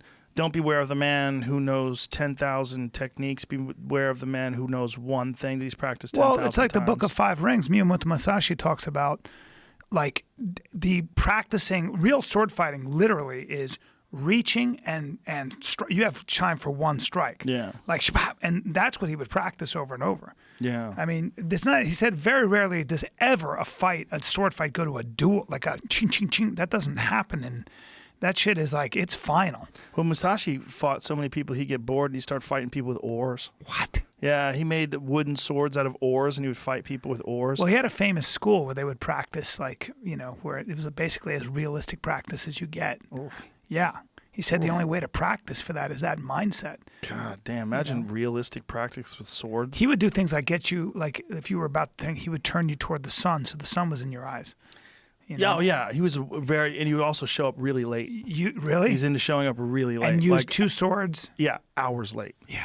Hours late. So you'd be freaking out for hours while he's taking a nap. Because the guy would be waiting on the beach, and then he would show up hours late, and he wouldn't even have a sword. Just use an oar and fuck you up with an oar. What? Yeah, because oars are longer. Like, so you got this sword, and you stand there with a sword, and this guy comes out with a long stick and just fucking cracks you over the head with it. It's not a good thing. Well, he was a big man, too. He was an interesting guy, man. I mean, to understand what it takes to defeat more than 60 men in one-on-one combat. Well, it's also not combat. This is life and death shit. Mm-hmm. This is like, sword play. Getting cut with a sword's not. Swords are not terribly forgiving. Bullets are more forgiving than is a sword. Yeah, in a lot of ways. Right? Yeah. You're not walking away from a bloody throat. It's also a very personal way to fuck somebody up. Dude, you can hear, you feel and hear and see them breathing. I mean, everything. Shoomp. Oof. Someone's head just falls and their body's still standing up. God And damn. then their body collapses. Or you cut their arm off. Oh! Yeah, imagine living in the day where that shit was going on all the time. Oh my God, France. In France, there were so many duels. People would walk around with swords, and there was a time in France where you'd see people with like they'd have no ear, they'd have constant scars or Well, do you no know nose. that was like a sort of a badge of honor for Nazis? Nazis had dueling scars. Really? Did you know that? No. Oh my God. Pull up Nazi dueling scars. Now here's where it gets really weird. A lot of the Operation Paperclip scientists that the United States brought over from Nazi Germany. When Nazi Germany was defeated in World War II, the United States took on all their scientists and brought them over to work for NASA. Right. Wernher von Braun. Wernher von Braun, the head of NASA, was a fucking straight up, complete 100% Nazi. Mm-hmm. In fact, the Simon Wiesenthal Center said that if he was alive today, they would prosecute him for crimes against humanity. Right. I mean, he was a real Nazi. Yep. Him and his cabinet, all those fucking guys they brought over, they all had these massive cheek scars. Really? Yeah, they had scars all over their face. From dueling? From duels. They would wear goggles. And they would wear like some kind of protection on their body, and their faces would get sliced open. Wow. And they relished it. It was like a cool thing to have, like Sure. a big scar on your face. So who showed us that? Do you remember who I don't showed know, us but that? as I'm doing that, something popped up that I hadn't seen before. It's actually called modern academic fencing, or the Menser in German. I love it's But like pull up- combat like slightly that. different, though. They're not just like fighting to fight. It's Yeah. not, there's no winner or loser in it. Well, that's interesting. But what I want to see is just pull up the images of Nazi dueling scars, because they're horrific. Like these guys, like post-duel, look at that one guy with the goggles on with his face slashed open. See that down there? Yeah, look at that. Fuck. Look at that. They'd cut their face like that. Dude. Yeah. So you'd have something that covers your nose and your eyes. And look at it. He's got a giant slash in his forehead, a giant slash on his face. Using real. Yeah, real see that guy with the weaponry. blue arrow on his face? Yeah. Like that kind of shit, those scars on the faces, they would all have those. Wow. Click on that guy with the Jesus. right there. Look at that. They all had those kind of scars on their face from dueling. It was a big. Look at that guy below him, right below him. Yeah. No, right below him. Right below him. The big image. Yeah, right there. Jesus. Look at that guy's face. See, they all had those kind of scars on their face, and it was like to let everyone know these were bad motherfuckers that would, have duels with swords. That's crazy. Yeah, it was That is really, fucking crazy. really common, man. Menser, is that what you're talking about, Jamie? Yeah, yeah. MENSUR, and what's that stand for again? It's academic fencing. So like I was trying to It get was into in college they did all this. I bet. Yeah. Fucking crazy, man. Mm-hmm. The bragging scar, Menser scars, or the bragging scar. Yeah. But there's some horrific pictures of these guys like post match where they were trying to piece their face back together again, and you could see like they're literally like see inside their face, see their teeth and everything because their cheeks been split open. Damn. Yeah, and it was really common. And so a lot of the Nazis that they brought over from Operation Paperclip to run NASA had these fucking scars on their faces. So they'd be sitting there with Werner von Braun and JFK, and you'd see this guy with this giant face scar. Yeah, it's crazy. Swords, man. Yeah, and they had those long, I think it was called what do they call it, a rapier or something like that? Rapier, yeah, a rapier. Oh, it calls it parasier. It's a different version of it. But they had those long, pointy swords. Yeah, where so you get, slice you it apart. takes this. You know. Yeah, and your nose is gone. Fuck that. Yeah, fuck that. But they all like wanted to get scarred up. Of course. Oof. It's like a cauliflower ear. I guess. And it's all as old as time. It's as old as time. Young men. Yeah. Young men wanting to badasses. be, wanting to prove. Look at that. They went into battle. Young men go into battle with full of linear ideas of duty and honor and glory. And then, unfortunately, war can many times make a mockery of that. War is obviously a fog and insane and chaotic and unfair and not linear and crazy and horrifying and all those things. And lacks dignity and all those things. You see that a lot. It seems to me that when a lot of soldiers I've spoken to had real combat experience, when they come out of that, it's very difficult for them. There's a lot to come to terms with, and sometimes they have a lot of trouble bringing their life back into a linear How could it way of thinking. go from one way of life where everything is life and death? Yeah. Every corner you turn around, it could be the end. Every day that you're out there could be the end. Well, that's one thing. Life and death is, again, linear and bilateral, but there are a lot of things that You happen keep saying, in what do you war. mean by linear when you're saying that? There are certain concepts. When we as human beings, I think most of us have a contract with life. You grow up and you say, if I work hard and I keep swinging, it's gonna pay dividends, right? And most of us live that way. Most of us believe in fair play. Like something about the universe is somewhat fair. The universe rewards hustle. The universe rewards. We have these ideas and we have to believe in those ideas. And usually we're right about it, right? It's almost like we enter a game where we know I can jab and I can punch and I can hook, but sometimes you get fucking kicked in the face and you go, but that wasn't the rule I was playing with, and it's like, well, hold on, I was boxing and you're doing MMA. Right. And life does that to you.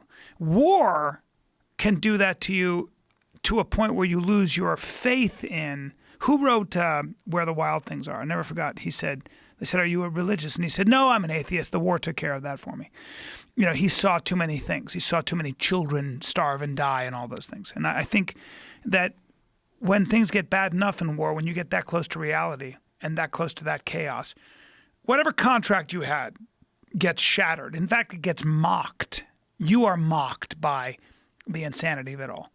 And any notion, so when I say linear, what I mean is sort of like, I'll do this if you do this for me. So it's a give and take, cause and effect. Did you ever see The Unforgiven with I did. Clint Eastwood? I love that movie. Do you remember when he kills Gene Hackman and Gene Hackman can't believe that he's going to die? Mm-hmm. It's not supposed to happen to him. That's what they say sociopaths, when sociopaths get convicted of life, oftentimes what happens is they look up and they go, what? Wait, what? Me? And it all comes down because what a sociopath like that, a criminal sociopath usually believes is it's impossible. They'll never get caught because they're too smart. Is it that because they're too smart, or they think the world revolves around them, and so the idea of both them of being those punished? Things. Well, Hitler, according to a historian, I can't remember his name, Buchholz, he said, I think it was John Buchholz said, Hitler was so colossally self-involved, self-centered, that he truly believed that when the war was lost, and he came to the realization the war was lost, he expected Germany to self-immolate. He expected all Germans, to burn themselves, to kill themselves and light themselves on fire, essentially. He expected that from the German people because he was going to do it. He actually said that? Yes. And he was going to do that. That is, according to Buchholz, the historian who follows this stuff. Jesus Christ. Yeah, and that's not uncommon for the great sociopaths. The great, I mean, if you think about Genghis Khan, he truly believed that, and almost did, that he could dominate and own the entire world. These people like Alexander the Great and those kind of people who were clearly, I'm sure their enemies didn't think of them as so great. But they had this force of nature, this ability to believe in themselves to the point where they were going to own the world.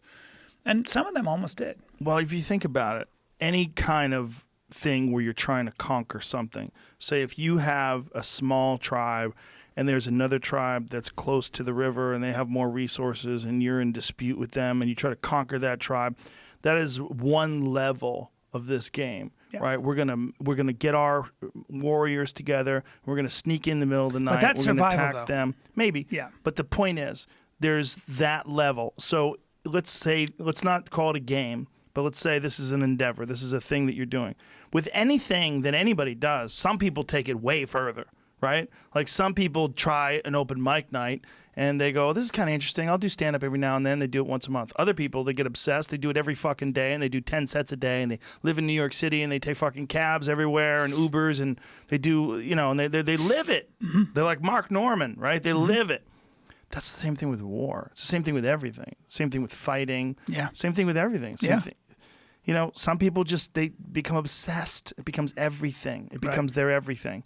And they don't care about anything else. They don't care about other people.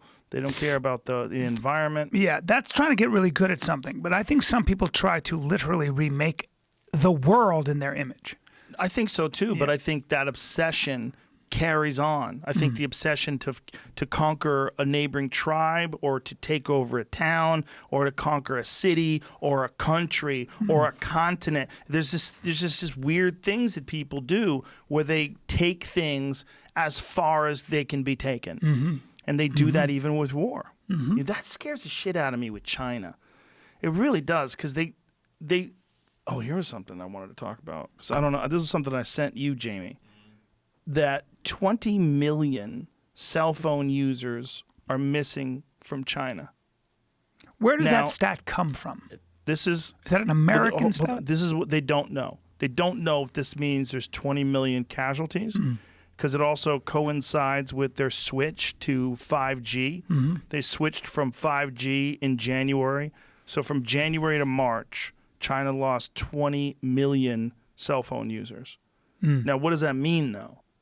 It's hard to tell. Yeah. But I think you could safely say whatever they say the casualty number is bullshit. Exactly. That's pretty safe, because they've been bullshitting left and right about the whole thing. They go on Twitter. There's some branch of the government that's involved in propaganda that's trying to say this is a United States government creation. Yeah, of course.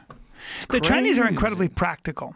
The Chinese, a lot of people, and I'm speaking of the government, of course, but I think when you live in a society that has been essentially communist or really at the mercy of a central authority and the all-powerful central authority for so long. Yeah. Forever. It's also that's a society that treated religion with great disdain and suspicion. So they didn't really have, even though there are small pockets of these different, but for the most part, I think when you forcibly rid a population of religion, what you are left with is something that takes its place. Sure, an ideology like communism or whatever, but they're not really communists anymore. But I do think what happens is you get a population that deals in practicality, that is, I'm sure, very good to each other when they know somebody, that is, but also deals in things like cause and effect. Not so much then one of the things, a friend of mine, I'm speaking for a friend of mine who does a lot of business, billions of dollars of business with China. And another friend, in fact, who does a lot of business with China and did so and speaks fluent Chinese. Both of them had an interesting observation, which was that when you speak about morality in a Judeo-Christian way, when you think about, you say, well, that's just the wrong way to do it. That, in dealing in business with a Chinese company, is not necessarily, that's not really the way to approach business. They are way more practical than that. That doesn't mean that the average Chinese person is not moral or ethical. I don't know. But certainly you will get burned if you are playing by the rules that you are used to, which would be just don't do it because it's not the right thing to do. Right. That's not going to find its way a lot of times when you're dealing in commerce with China. Well, you're dealing with a military dictatorship who thinks about things the same way they think about war. Correct. They are not our ally.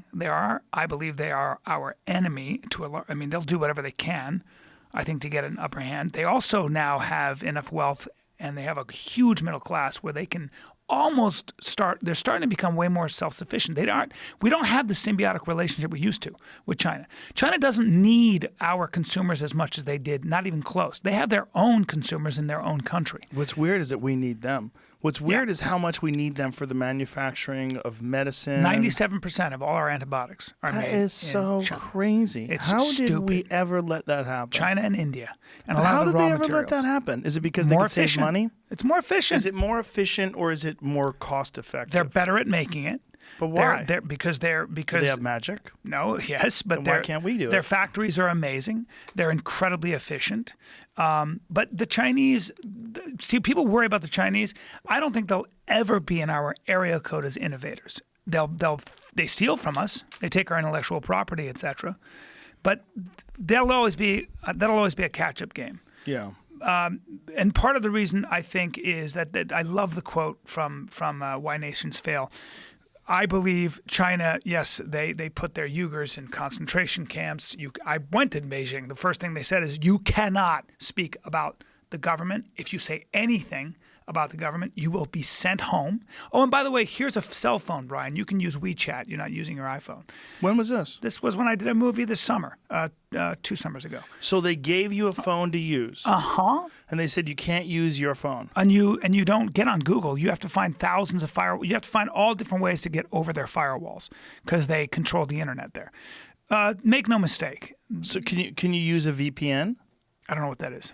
Virtual private network like ExpressVPN? You try to do that, and then they block that too. So you have to keep coming up with new ways. I was right there with the production designer and assistant who was dealing with that. So you're issue. essentially at the mercy of their news. Of course. So here's the thing. There's a great quote, and I've said it before, probably even on this podcast, and I love it. You can hold a gun to a man's head and make him move a box or a rock. You cannot hold a gun to a man's head and make him have a great idea.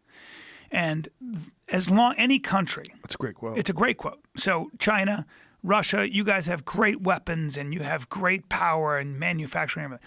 You will never be a country of great ideas because They oppress people. Because you oppress people and people can't give you motherfuckers the finger. Xi is the most powerful man in China along with his people, his inner circle. And if you in any way look at the whistleblowers, isn't it interesting that the whistleblowers, the original whistleblowers on the coronavirus are dead and they were doctors in their 30s. Did they die of the disease? Did they, or what happened? A lot of them, a that's lot a of the real good journalists, and a lot of question. those doctors were disappeared. They just didn't. They're dead or they disappeared. China can do that. And somebody who lived there for their whole life, I was there, and he was an American, and said, "People get disappeared here all the time, dude. You don't speak against the government. It just doesn't happen." Jesus. And I think that's one of the great evils. And that's what I worry about. Anytime we have a pandemic like this where the government can just shut you down at the behest of scientists and doctors, I suppose. But I get very worried when someone like Gavin Newsom can say, nobody's going back to work for a month. I'm not saying that right now that isn't a sound policy. I just get very worried when the government has that kind of power to shut all of us down without a discussion. Once they start with that kind of totalitarian power, Of course. it's very difficult to turn that off. That's right. That's It's the for problem. our own good. Yeah. If you study history, it's always for the people's good. Well, that's what Edward Snowden is warning everybody about this now. He should be. Yeah. And he's Hitler, saying- when he came to power, talked about that. When he said, "This is when I think there was a fire in the Reichstag." And he used these started he used these emergency powers to suspend civil liberties. They started the fire so that they could do that. It was you a go. false flag. There you go. Yeah, they did that. It's the same way Nero burned Rome. Yeah. Same reason. Yeah, it's Like, the look. age-old, so just, Well, that's what the conspiracy theorists think that 9/11 was. yeah, Yeah. good for them. I don't mind I appreciate their paranoia. I think that's American. Yes. I don't think that's a bad thing, and I think you should always be. What's the fundamental question to political philosophy? The fundamental question: who governs the governor? Yes. Very important. Yes, very important. Who the fuck Who's governing the governor? Yes. Yeah. I don't trust my government, and I shouldn't. No, you shouldn't. It's also like people that have power, like the kind of unchecked power that you see in China, they're not going to give that up. Career They're going politicians. to fight for it. They're going to fight for it. Well, you see that with career politicians. You see that with this bill that they're trying to pass to help people that are dealing with this coronavirus because they can't work, and they're slipping all kinds of stuff in there. Of course. And, Like AOC and Bernie Sanders, they're all trying to... Yeah, they're all slipping things in there about the environment. Of course. It's like, hey, guys, we want to Slipping fucking into the solve a stimulus problem. package. Yeah, That is something that politicians do. They utilize this moment to try to use it to leverage their own causes, their own pet causes, and things that they think are also important. There were a group of people that did that with the invasion of Iraq. When 9/11 came along, they said, look, Iraq is harboring Al-Qaeda terrorists. They probably are getting weapons into the hands of people like Al-Qaeda. There was a whole story that was woven up, and that was a way of essentially crippling the fourth largest army in the world, which was Iraq, and making our allies safe. Did you ever hear the Bill Hicks bit? He goes, they said, Bill, Iraq is the fourth largest army. He goes, yeah, but after the first three, there's a real big drop off. He's like, the fifth largest is a Salvation Army. It's so true. Yeah. He had a whole great bit about the size of armies. Well, we were in Afghanistan for, how long was it, guys? Yeah, how did 18 that bit go? years. He goes, hey, Bill, they say, Bill, it's a war when there's two armies fighting. Yeah. Yeah. He goes, but Bill, Iraq is the fourth largest army in the world. Doesn't mean we won't stay there. He had some great bits, man. Some great points about shit. Yeah. Yeah. Thought outside the box. That's what I'm always amazed at, is how these things can carry on. Like, somebody did a really cool, funny thing about how every general in the Afghanistan theater, every single year would say, we are at a turning point where the Taliban will be under our control. Every time they would make a case for the Iraq war, more money. I'm sorry, for the Afghan war, more money, more logistics, all those things that it required, more troops. The generals would say, it was always the same wording. We're at a turning point, and we just need a little more. And that's what they have to say. Yeah. But what's interesting is if they really did accomplish that, they'd actually cut off the honeypot. Of course. They wouldn't have the money coming That's right. in. And that's the darkest conspiracy ever, that war is prolonged in order to prop up the military-industrial complex. And what's really crazy about the military-industrial complex is this: when there was Eisenhower talking about it on TV, which was really terrifying. That was when the first people were introduced to this concept. But Trump was talking about it recently. You know, Trump's doing this thing. He's like, well, there's a military-industrial complex, and these guys want to go to war. Like, he's just saying it sort of casually, like, hey, man, who are you talking about? Yeah. Like, who are these fucking There's people? a lot of money in it. Oh, my God. And not only that, there are other people, non-governmental organizations, too, that get rated by their burn rate. So we're going to build a dam here. Well, we don't need a dam here, but we're going to build it anyway because we're allotted that money. There's a lot of that goes on. Yeah. So that's why with conspiracy theories, I'm way more apt to believe that the government is way more incompetent than it is competent. It's just a massive bloated bureaucracy that doesn't run well. And I know guys, I know there's a group of people controlling everything. Get the fuck out of here. There's a little bit of that. There's definitely a lot of incompetence, but there's also a lot of collusion. There's also a lot of people doing things specifically because they know it's profitable. Can make money. Yes, yes. And it also, look, what they're doing to Bernie Sanders to try to keep him from winning the DNC, or from winning the Democratic nomination. They've conspired, and they put a guy who literally is going senile. That's what's shocking. In front of our eyes. That's what's shocking. And they're trying to pretend it's not happening. How about Amy Klobuchar? She's great. Or there are a lot of She didn't know who the president of Mexico was. She had no idea what his name was. Yes. But she's doing an interview with a guy from Mexico. But she's a smart woman who, like, I just think she's way more moderate, and she seems articulate. But Biden's 79. Listen, just because someone seems articulate doesn't mean they should be the president. True. If you don't know who the president of Mexico is, maybe you haven't done enough studying. Yeah. Do you know who the president of Mexico is? I have no idea. I'm not trying to run for president. I barely know the guy from Canada, the Trudeau guy. I just know him because he's been busted with blackface. I'm like, LOL. Well, his father was the longtime Yes. premier. Yeah. Listen, man, I don't think anybody should be president.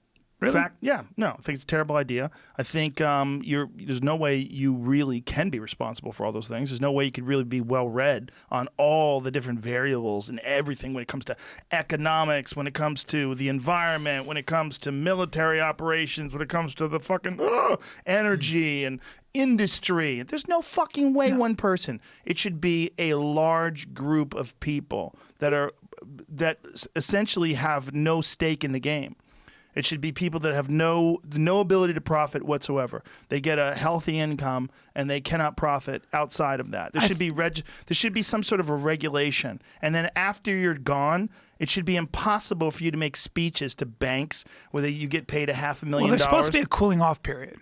And Elizabeth Warren wanted a 2-year cooling off period. I think right now there's only a 6-month or an 8-month. Like if you work for the Department of Defense, you can't go back to Raytheon or Boeing. You know, you're not supposed to be able to go back for at least 2 years. Oh, great! So for 2 years, so 2 years, you go, man. 2 years, I'm gonna be so rich. Exactly. Ooh, boy, 24 months goes by quick. Yes, it does. It should be 200 years. I agree. It should be a large. Be like the Scientology contract, where it's billions and billions of years. You can never do it. Do you know that? That's yes, their I know. Scientology it's contract? a billion-year contract. That's a wonderful contract. Yeah. It's enforceable. Yeah. Fucking 1 billion. Is it? 1 billion years. 1 billion.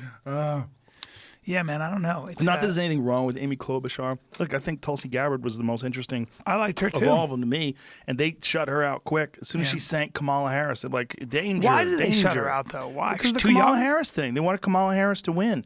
And she here. sank her in one debate. Yeah. When she stated all those irrefutable facts. Yeah. And everybody's like, whoa, she's know. throwing bombs. She did, didn't she? And they fucking cut her out of the mix after that.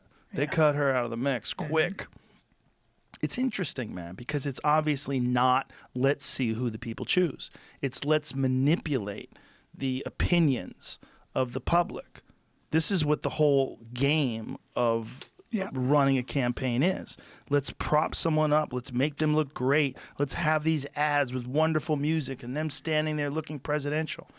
And then even in spite of all that, you've got this poor guy in Joe Biden that is experiencing dementia. Is he 77? How old is he? Yes, and Bernie's older than him. Bernie's 80, or he had a heart attack, right? He had a fucking heart attack while he's on campaign. That's a big problem. Took a few days off and is like, we're back. Yeah. We're back in for the people. Yeah. Look, Bernie at least believes what he says. He's also though one of the knocks on him is people are like he's not interested in. If you ask him how you're going to pay for all this, you're talking about Bernie looks at the world as right and wrong, and it's a moral issue for him.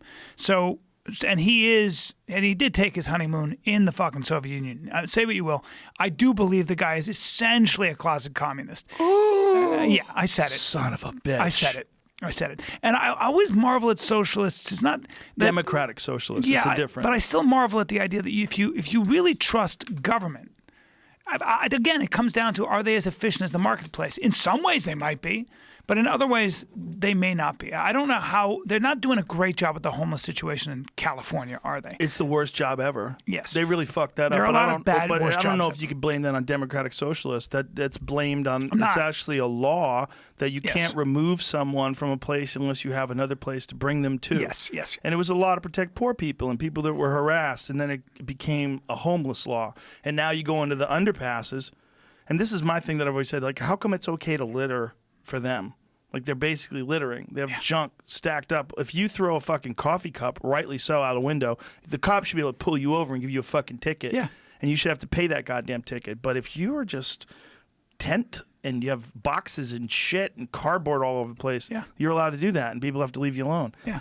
It's not good for them. It's not good for anybody to allow these gigantic homeless encampments to appear under bridges. And I don't know what the solution is, but I just think that alone, like if you put that on the governor or the president or the mayor, God damn, that's a problem. Yeah, it's that's a a problem that's going to take so much It comes money. from opiates. It comes from mental Not only illness. that, they're 1,000 things. already 40 or 50 or whatever they are. What are you going to fix them? No. Do you know how hard it is to fix a person who's kind of got their shit together? I know. How hard is it to get Bert Kreischer to stop drinking? So right? fucking How true. hard is it to get a person who's got their shit together Right. but has a problem? Yeah. Like can't stop smoking cigarettes.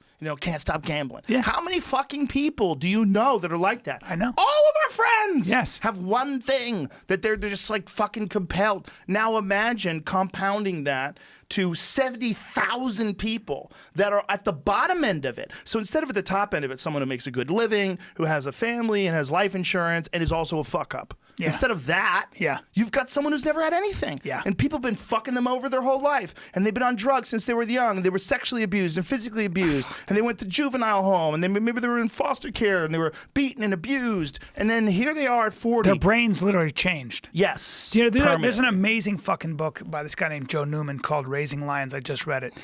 Man, I wish I'd read this book when my kids were 3. This guy, they bring this guy in. So in the past, I don't know if you know this, but in the past 10 years, bipolar disorder in children has been diagnosed 40-fold. Jesus Christ. Now, that doesn't mean, and you know what the solution is typically in the psychiatric ward? Medication, medication, then medication. That's the third option. And Joe Newman comes in a lot of times. It's a fucking great book. And he comes in and essentially will say, this kid's throwing tantrums and is impossible to deal with because he is profiting or she is profiting from that behavior. Kids are way smarter than you think they are. And he instills sort of a very, very interesting approach that I've used and that I fucking love the book. It's a short, small book. But when you think about, without going into the book and stuff, the reason I bring it up is when you think about, you can literally change a child's brain with instilling certain behaviors, certain boundaries, certain protocols as a parent, as an adult, as an educator. Because what you do is you get them to exercise self-control. You get them to exercise a form of mood stabilization for themselves. But you have to do it in a certain way. When you don't do that with children, when you let them go crazy, freak out, and put them in isolation rooms, a lot of times what we'll do is, there's nothing we're doing wrong. We're not doing anything wrong as adults. We're reasoning with them. We're talking to them. No. What we'll do is we'll medicate them because they're out of control. And there is a window with children where you can actually let them keep going down that path, and they are basically, and then you put them on these mood stabilizers, you put them on psychotics, you put them on anticonvulsive drugs. Sometimes they're on 4 medications that are in a row. And he's had great success coming in and changing all that because what happened was you just weren't getting the kid to exercise the muscles of self-control. And there's a way to do that. It's very simple, a very interesting book. But what I'm saying is that there is a fucking window with kids where if you don't get to certain kids at a certain time with a good behaviorist, you're in deep fucking shit. And their whole life spirals out of control. And then it goes into substance abuse and everything else. So you're talking about now adults who've had all that abuse. I mean, I don't know what you would do. I really don't know what the fuck you would do because they're self-medicating to begin with. They're self-medicating to begin with. They've been addicted to drugs most of their life, so all of their behavior has been formed while they're addicted to drugs. This is a giant problem with people that are in their 40s and 50s who've been drug abusers their whole life. Yeah. Like, imagining a world with no drugs and no escape from reality and having to be accountable for your actions and then also having to deal with the things that have been done to you and to try to figure out a way to heal from your childhood, and your life is over. Mm-hmm. Your body's starting to fail you, right? You've been abusing yourself for all these years. And the idea that there's some simple solution to dealing with 70,000 people at various stages of that are currently homeless. Some of them that may be able to recover pretty quickly. They're just on the street for a little bit. But they're going to get their shit together and they're going to get out of this. They're determined. There's a lot of people like that. Yeah. I think people vary widely. Of course they do. They vary so much. But the addiction rate, if you look at the people that really follow this, the addiction rate and the amount of mental illness is very high. Very high. And I think this is where I think, like in Singapore, in Singapore they'd just ought to be put in homes. Terrific. I do think that there's something humane about taking people who are rolling their own shit up in a ball. Look, I mean, by the way, schizophrenics, those people need to be taken care of. Yeah. And they need to be, I don't think it's a terrible thing to show up in a padded wagon and take them into Be careful a with that, though. protective. Be Yeah, careful I know. with that. I know. Someone might say you're fucking crazy. I know. Scoop you up. I know. That's why it was unconstitutional. Well, yeah, that's why you move the boundaries, right? And this Yeah. is the argument against what we're saying, right? You move the boundaries in any direction Yep. where it's not total freedom, and then it can slide further from there. That's the problem. How do you define mental illness, right? Right. So that's when you say, well, you're mentally ill, so you can't own a gun. Well, people go, well, how do you define mental illness? Do you define that as I had an anger management issue at my work once? I suffer from depression sometimes. Well, how about this? How about the most polarizing? Religion versus no religion. There's people that think that if you are religious, that you have a mental health issue. And there's people who are religious that think that if you're an atheist, you have a mental health issue. Yeah. This is like a very polarizing line in the sand that I've heard argued by intelligent people. I've never heard that. I've seen intelligent people that have blinders on that think that if you're an atheist, you're a fool, and you probably have a mental illness. And you probably have this extreme belief in science above God and above the laws of the Bible, and they'll say it in this articulate way. You're like, God damn, this guy believes that. Yeah. He really believes that all atheists have a mental health problem. So if you get a person who's in a position of power that can also run this ideology, they have this ideology. Like one of the things that almost all presidents do, but particularly right-wing presidents, ever since Reagan started introducing the religious aspect of the right into like politics. They made it a big deal during the Reagan campaign. You see that so many presidents, particularly on the right, have to talk about God. They have to. Yeah. They have to talk about It's a God. Christian nation, still. You bring people in. You're on my side. I'm on the God side. Yeah. And you see that argument argued by many people who are like fevered Trump supporters. The really, really wacky ones are like super into God, wanting Trump to be our president. And then you get this group of people, well, if they get into power, and you've got some law in place that says that if you're mentally ill, you could be locked up. How many steps does it have to take before it slides to you? It might only take like a few. Yeah, and I agree. I do like, where I like religious thought in discourse and even in policy, it's limited, but I do like the idea that when you think that you can get human beings out of all problems using human rationality, mathematics, and science, you better be careful with that too, because you can use math and rationality to justify some pretty horrific things, as the Soviets and the Nazis did, and everybody else. So there is something really, really cool about, and Yuval Harari comes in on this, and so does Jonathan Haidt. You know, there is something really kind of. One of the things Jonathan Haidt says is we're all religious. All human beings are religious. Some people are just religious about science. Some people are religious about rationality at all costs. Some people are religious about, So some people are religious about nutrition. So you got to remember, look at you got to take an inventory of your own brain and how your belief system works as well. Politics are as close to religion as you can get. 100%. There's also like rewards for adhering to one or the other ideology, especially in an aggressive way, because then you get rewarded for being the watchdog of either right-wing values or left-wing values, progressive values, conservative values. Yeah. We all do, man. People have done it. It's a thing that we do. There's a reward there. You pick it up. Well, I got a kick out of this COVID thing. I whenever somebody says socialist, I go like this. I go, keep them away. Get them away. No socialists. And I have a very visceral reaction to people like AOC or Bernie Sanders because I think that they're socialists, right? But having said that, this COVID disaster, which nobody saw coming, crippled the economy. I know people who are very not right wing, but very market oriented people who said we need this fucking $2 trillion stimulus. That's a socialist measure. Yes. You better. I was looking for the government for a bailout. I don't need it, but I want that $2 trillion in the system that had to be mandated by government politicians. And in a COVID-19 scenario, guess what? I'm a bit of a socialist. I find myself going, that's why I think the idea of there being one or the other, these are too complex.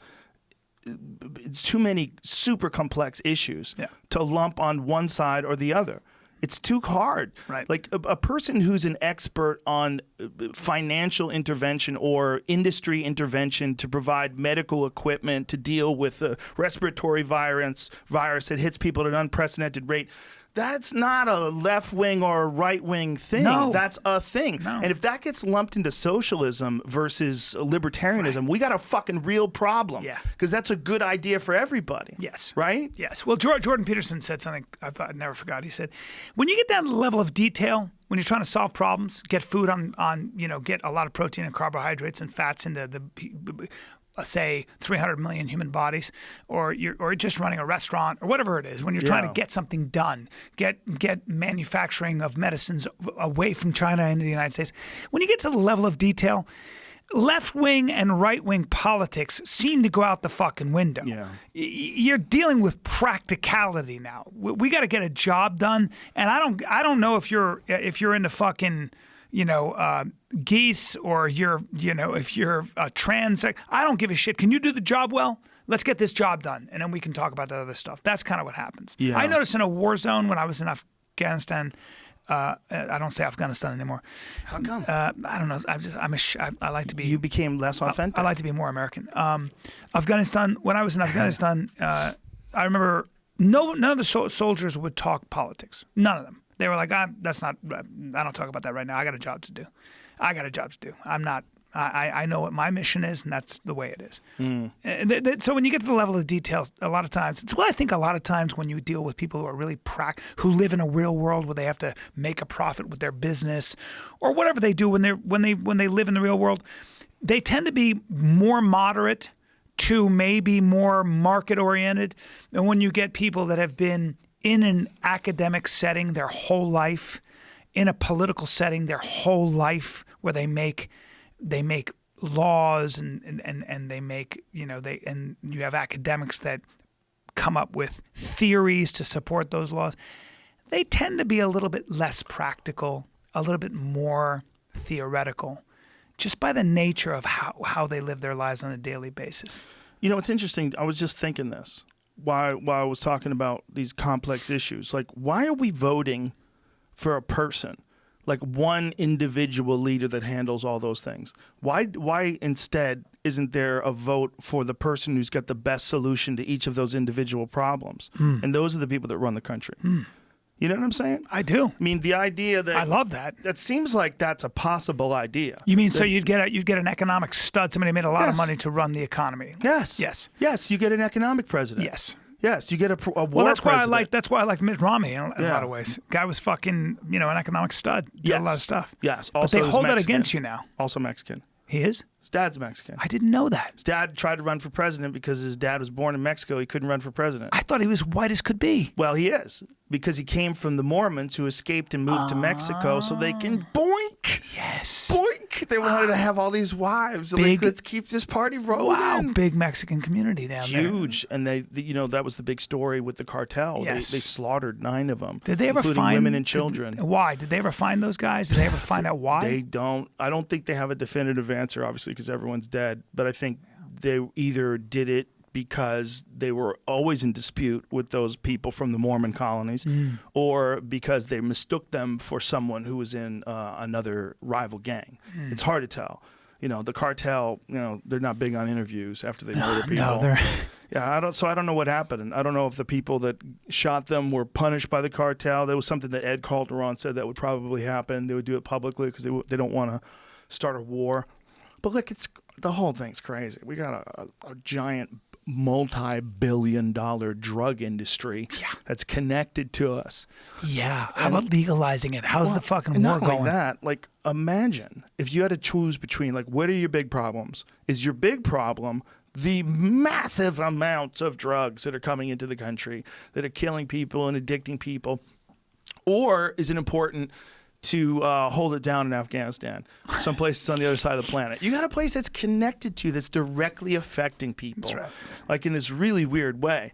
The best. It's like the best thing I ever heard Bill Maher say. The best thing was when he said, "Terrorism isn't going to kill you, America. It's the corn syrup and all the shitty food you eat." He's right. He is right. He's got Fucking some diabetes. I don't know if it's him writing or his monologue writers, but they make some great points like that. His those monologues that he does for Real Time, he makes some great points. Yes. It's funny shit too. But it's we have a problem in that whenever you tell someone that they can't do something, which I don't agree with at all. Don't get me wrong about this whole drug issue. I don't think you should be able to tell a guy who's 60 years old he can't do meth. That fucking guy wants to do meth. I agree. He should be able to do meth. Here's the question is, should it be okay for you to sell him meth? Well, that's where it gets weird because I know you're a piece of shit if you're selling meth. You're selling this poor guy meth? You know he doesn't need meth, Brian. He needs a hug. This is what would happen. If you made all drugs legal, they'd get zoned, they'd get taxed. There would be ways to do it. You want to do meth? Well, watch this. The conversation would be like this. It'd be exactly like this. You want to do meth. First of all, if you want to work for my company, no meth. I got a private company, no meth. You can't do meth. I know it sounds crazy, but you're not an efficient worker. You want to be a pilot? No meth. You want to be a cop? No meth. You want to work in my factory, heavy machinery? No meth. Video games, I mean, maybe it'll help you, but if you want to lose your teeth, go ahead, you fucking idiot, go ahead.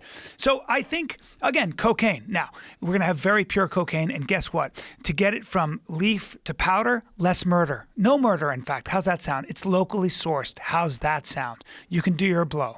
And again, you want to do blow.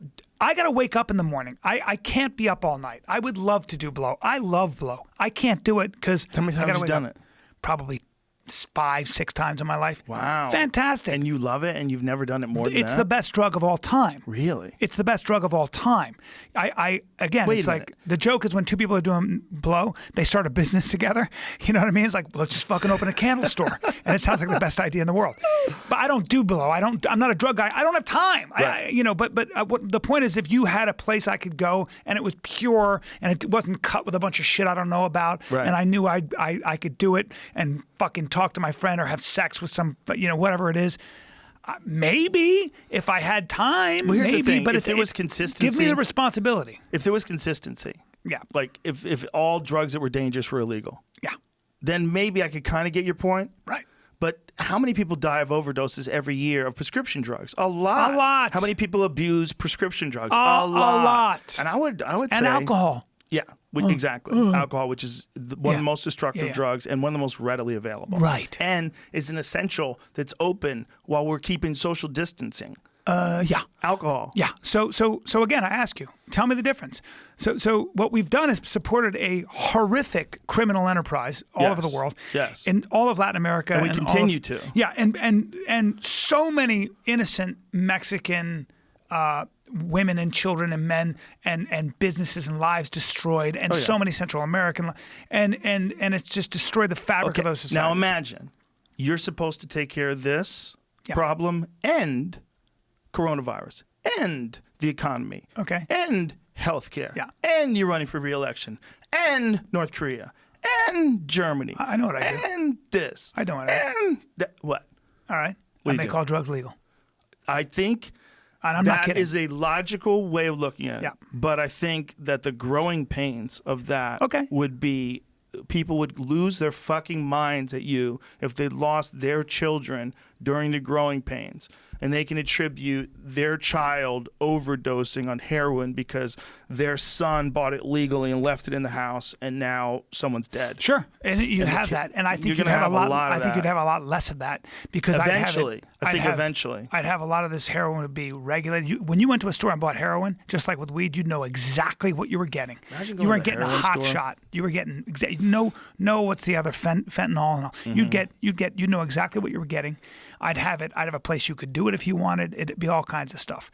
Wow. And then, by the way, and you can't sustain that habit. The people that are junkies would be junkies anyway, but at least there'd be a place, it would be a safe place for them to go and get it, maybe to do it like they do in Zurich. But more importantly, I legalize all fucking drugs because I don't know, because this war on drugs ain't going so well. There'd be a lot less murder, I'll tell you that in my opinion. Well, we would need someone to figure out, first of all, how do you have less people that are, that's another Ed Calderon thing. How do you have less people that are even interested in doing heroin? Like, we've obviously done something terribly wrong if we have people that are interested in heroin.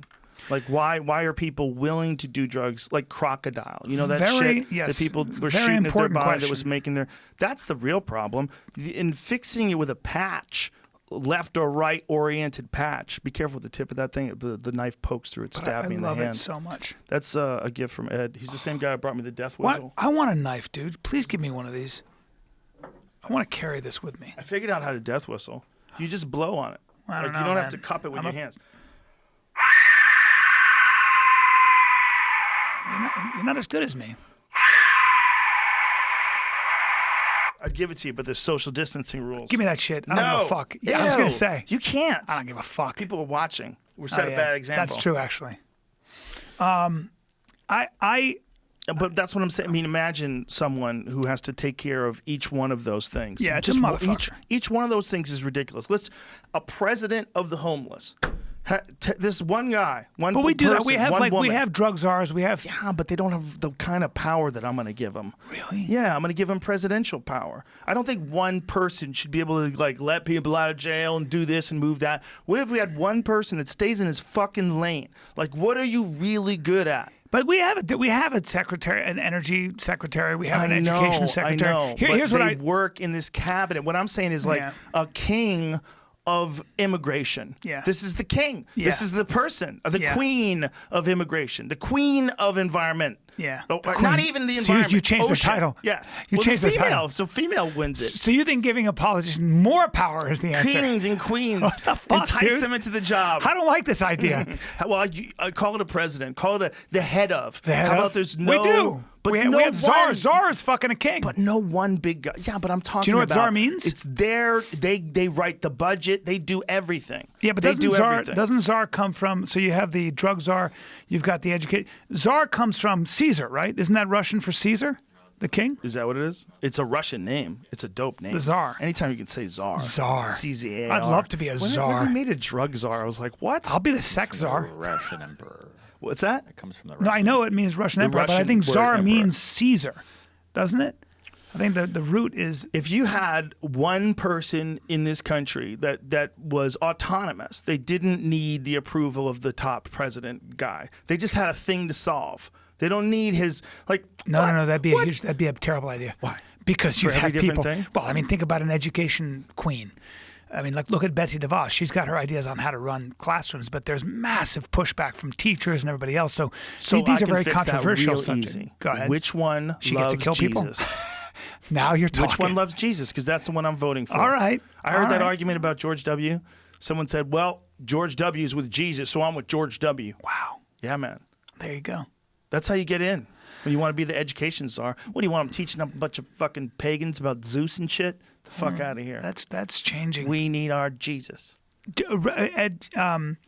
Technology, all the way back. Technology, as with the Enlightenment, as you were able to predict the movement of the planets, that was radical. Because that went. Hey, wait, the Bible doesn't tell us that. This guy, Albert Haley, was able to predict Halley's Comet, or Newton, or Copernicus, or Galileo, who are proving this stuff mathematically. They were revolutionaries. Holy fuck! It was so outrageous, but the church was like, "Wait a minute, this is destroying the existence of God." When Einstein came along and said time and space are relative, depending on how fast you're moving, what? Think about how important education is, right? It's the most important thing. And just giving someone tools to shape their mind. Yeah. Now think of it in terms of the prestige that you get as being just a high school teacher. It's nothing. It's nothing. No one cares. You're doing one of the most important services to a young mind that ever. You're teaching them, literally filling their minds with information. Yeah. Imagine if someone was in charge of education in this country who could convince everybody, who had a real philosophy and a real strategy for educating kids, and talked about it in a way like, this is how we're going to make. We do have that. No. One person who's the president. God damn it! of You're about this education. one person. Yeah. One person can't solve these problems. But we elect them. We No, but elect them. It'd be the terrible idea because But now we you're elect creating a them bunch like of the little president. presidents. No. Well, who's going to be the president of education? No, you And need then the we have wisdom of president crowds. education. Yeah, No. but this is the crowds. They all get together. No, you have to have open debate. The president No. can't have all power. What? But No? no. This is my new take on it. We need dictators that are benevolent. My God. You're a monarchist. You fucking monarchist. Imagine if that's the strategy. Joe Rogan, the that monarchist. Imagine if that's what really works. That's what used to happen. The king Benevolent had divine dictators. power. You just have one really nice person who runs the whole thing. All right. One nice person. One really nice I don't person. believe in nice people. I don't think they exist. I believe human beings are You're nice. people. Yeah, but human beings But are. you're one of the nicest people I know. I so am that a nice doesn't make person. any sense. But I'd be a terrible. That's I'd be a one of the terrible reasons cop. why I've had to like kick people out of your life. It's true. Because I'm like, hey man, I trust everybody. I love everybody. you love everybody. You let everybody in. I got fucked over recently, badly financially, and I was know like, you fuck did. it. Dude, there's a couple of times in your life where I've had to pull you aside. I'm Yeah. like, hey fucker. Yeah. If I didn't love you, I wouldn't be telling you this. But Yeah. It's time to run, son. Yeah, it's true. I am.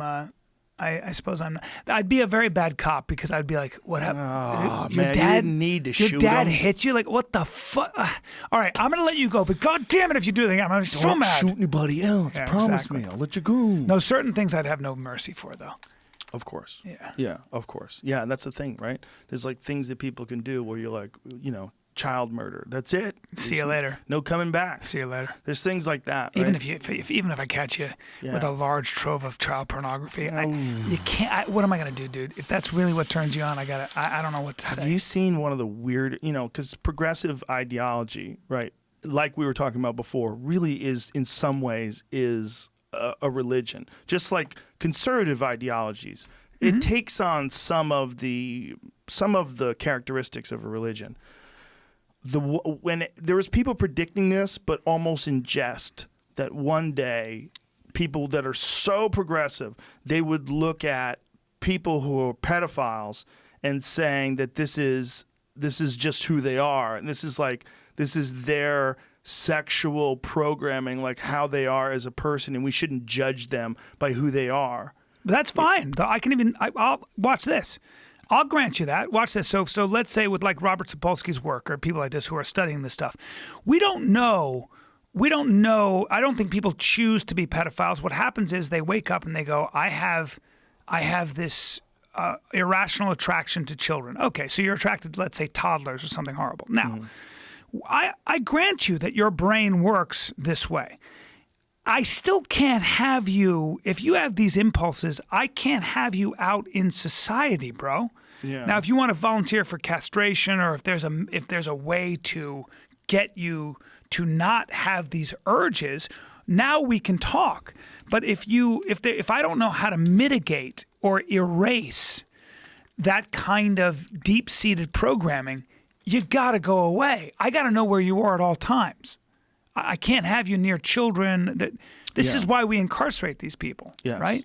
And so I think we're going to be facing that exact question. We're going to be saying it, the more we learn about the brain and stuff, we're going to be realizing you are programmed a certain way. Okay, we all are. Now, to what degree, if you listen to Sam Harris, Sam doesn't even believe in free will. Sam will tell you, we have no control over the mechanics of how we make a decision. When did it start? I mean, what happened? Sapolsky's book, Behave, is about this. I don't know. I still can't run a society that gives free rein to people that cause destructive harm. You know the story about there was a guy who had a tumor in his brain. Yeah. And the tumor was literally turning him into a pedophile. Yes. He has the tumor removed. They prove it. They prove the tumor's there. As the tumor removed, all these thoughts go away.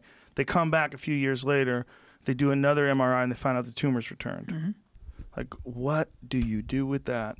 Because there's a guy like he got sick. He literally got sick, and that sickness led to him being a criminal. Like, There's also you can have a lesion on your brain the size of the head of a pin.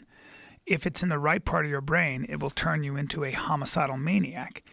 We know these things. So really? Yes. The head of a pin? Yes. In fact, it's in a series of lectures in the Great Ideas of Psychology, and it's really fascinating that you can, by Daniel Robinson or David Robinson, an amazing guy. But yeah, and there is that case, and there have been cases of this. We know that there are parts of the brain when damaged can cause you to be fucking, Imagine if they maniac. did that. What if they did that to people? Like if you really wanted to be the ultimate soldier, and they had like a part of your brain that turns you into a berserker, and they would just hit that switch. Yeah.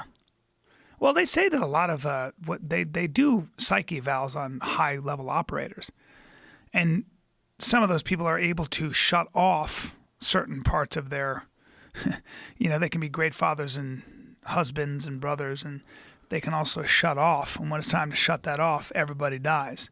And you can deviate. It's called, there's a term for it, like sociopath. You can deviate into a sociopath. You can deviate into that space. You can make and then the come decisions back. that have to be made and then come back to morality. Yeah, I think a lot of us could do that. If you have an ideology, if you're protecting your homeland or whatever it might be, that's a formidable soldier who's trying to protect what he loves. Well, and who faces the reality of the necessity of that. Mm-hmm. Like runs into really bad people in parts of the world that really are torturing and murdering people, making videos and putting them up on YouTube. Like you run into those kind of people and you actually see them in the world. You see the damage that they're doing to people in the real world.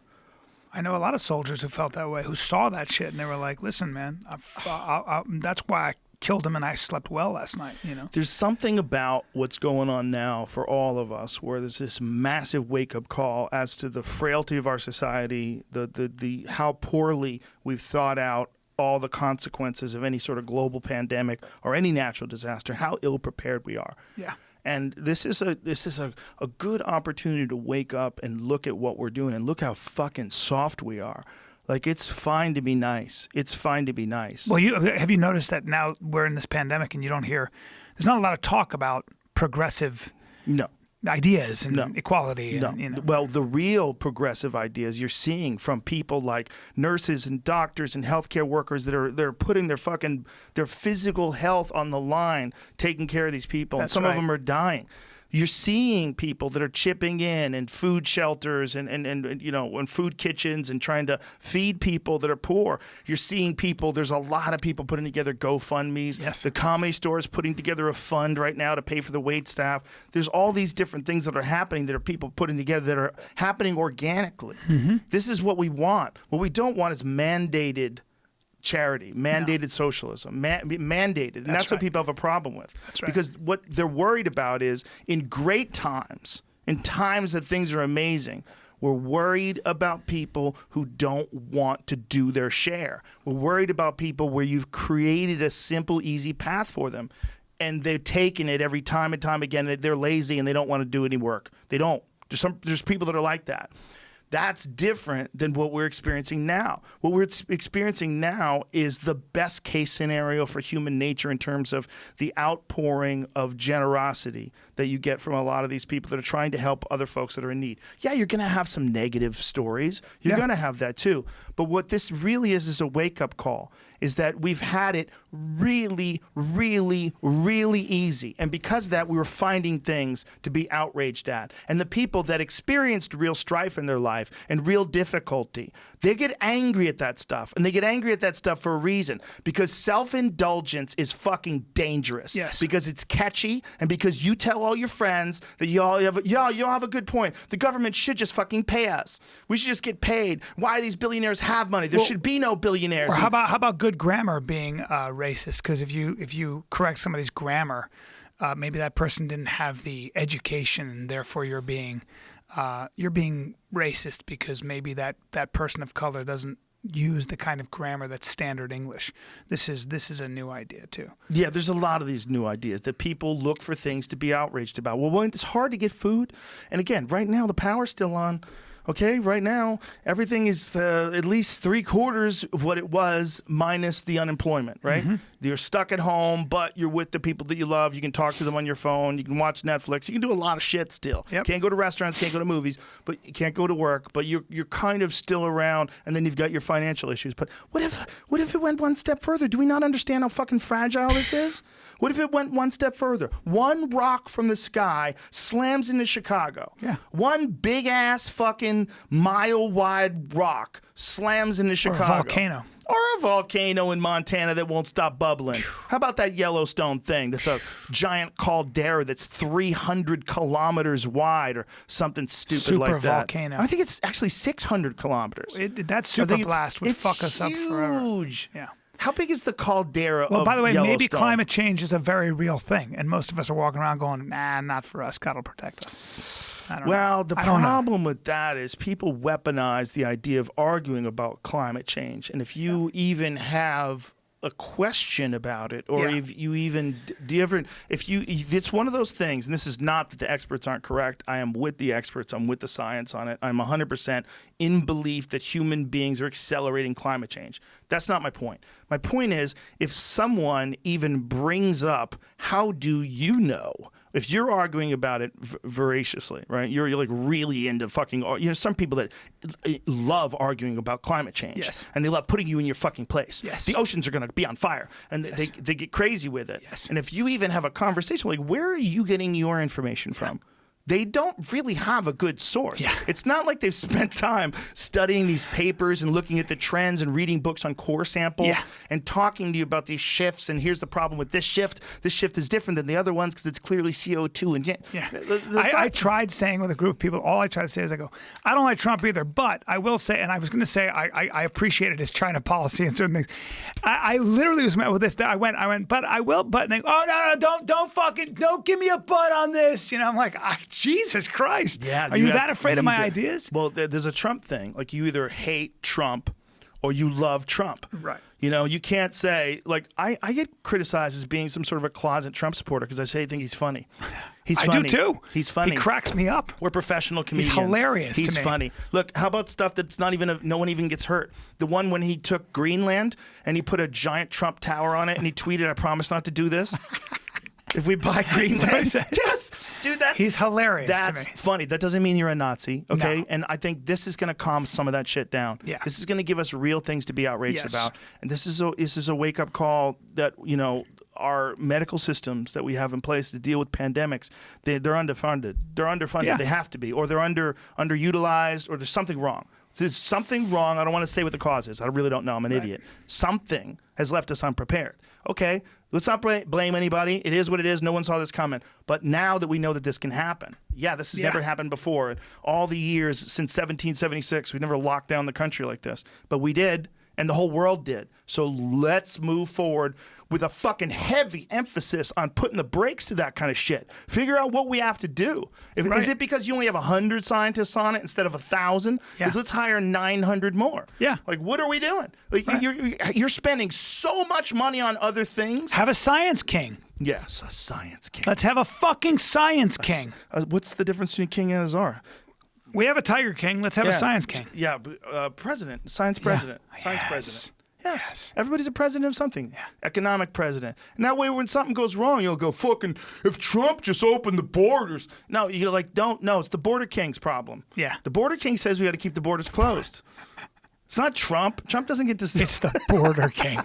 We have a border king. We have a border fucking drug king. We have a sky king. We have a sky king. Really? Yeah. Oh, he runs the skies. Boy, make sure it's clean. Yep. The guy's up there with a fucking little strip. I like that. Testing it every day, scooping. So he's like, hey, Sky King, how come the sky's still dirty, you fucking idiot? I like and that. you blame the Sky King. All right. You can't blame Trump and his cronies. You blame Yeah. Sky King. I like it. I want an elk. You do. You need to get one of those in your You life. don't invite me. It's very, Listen, you don't do it anymore. You don't really do it. dude.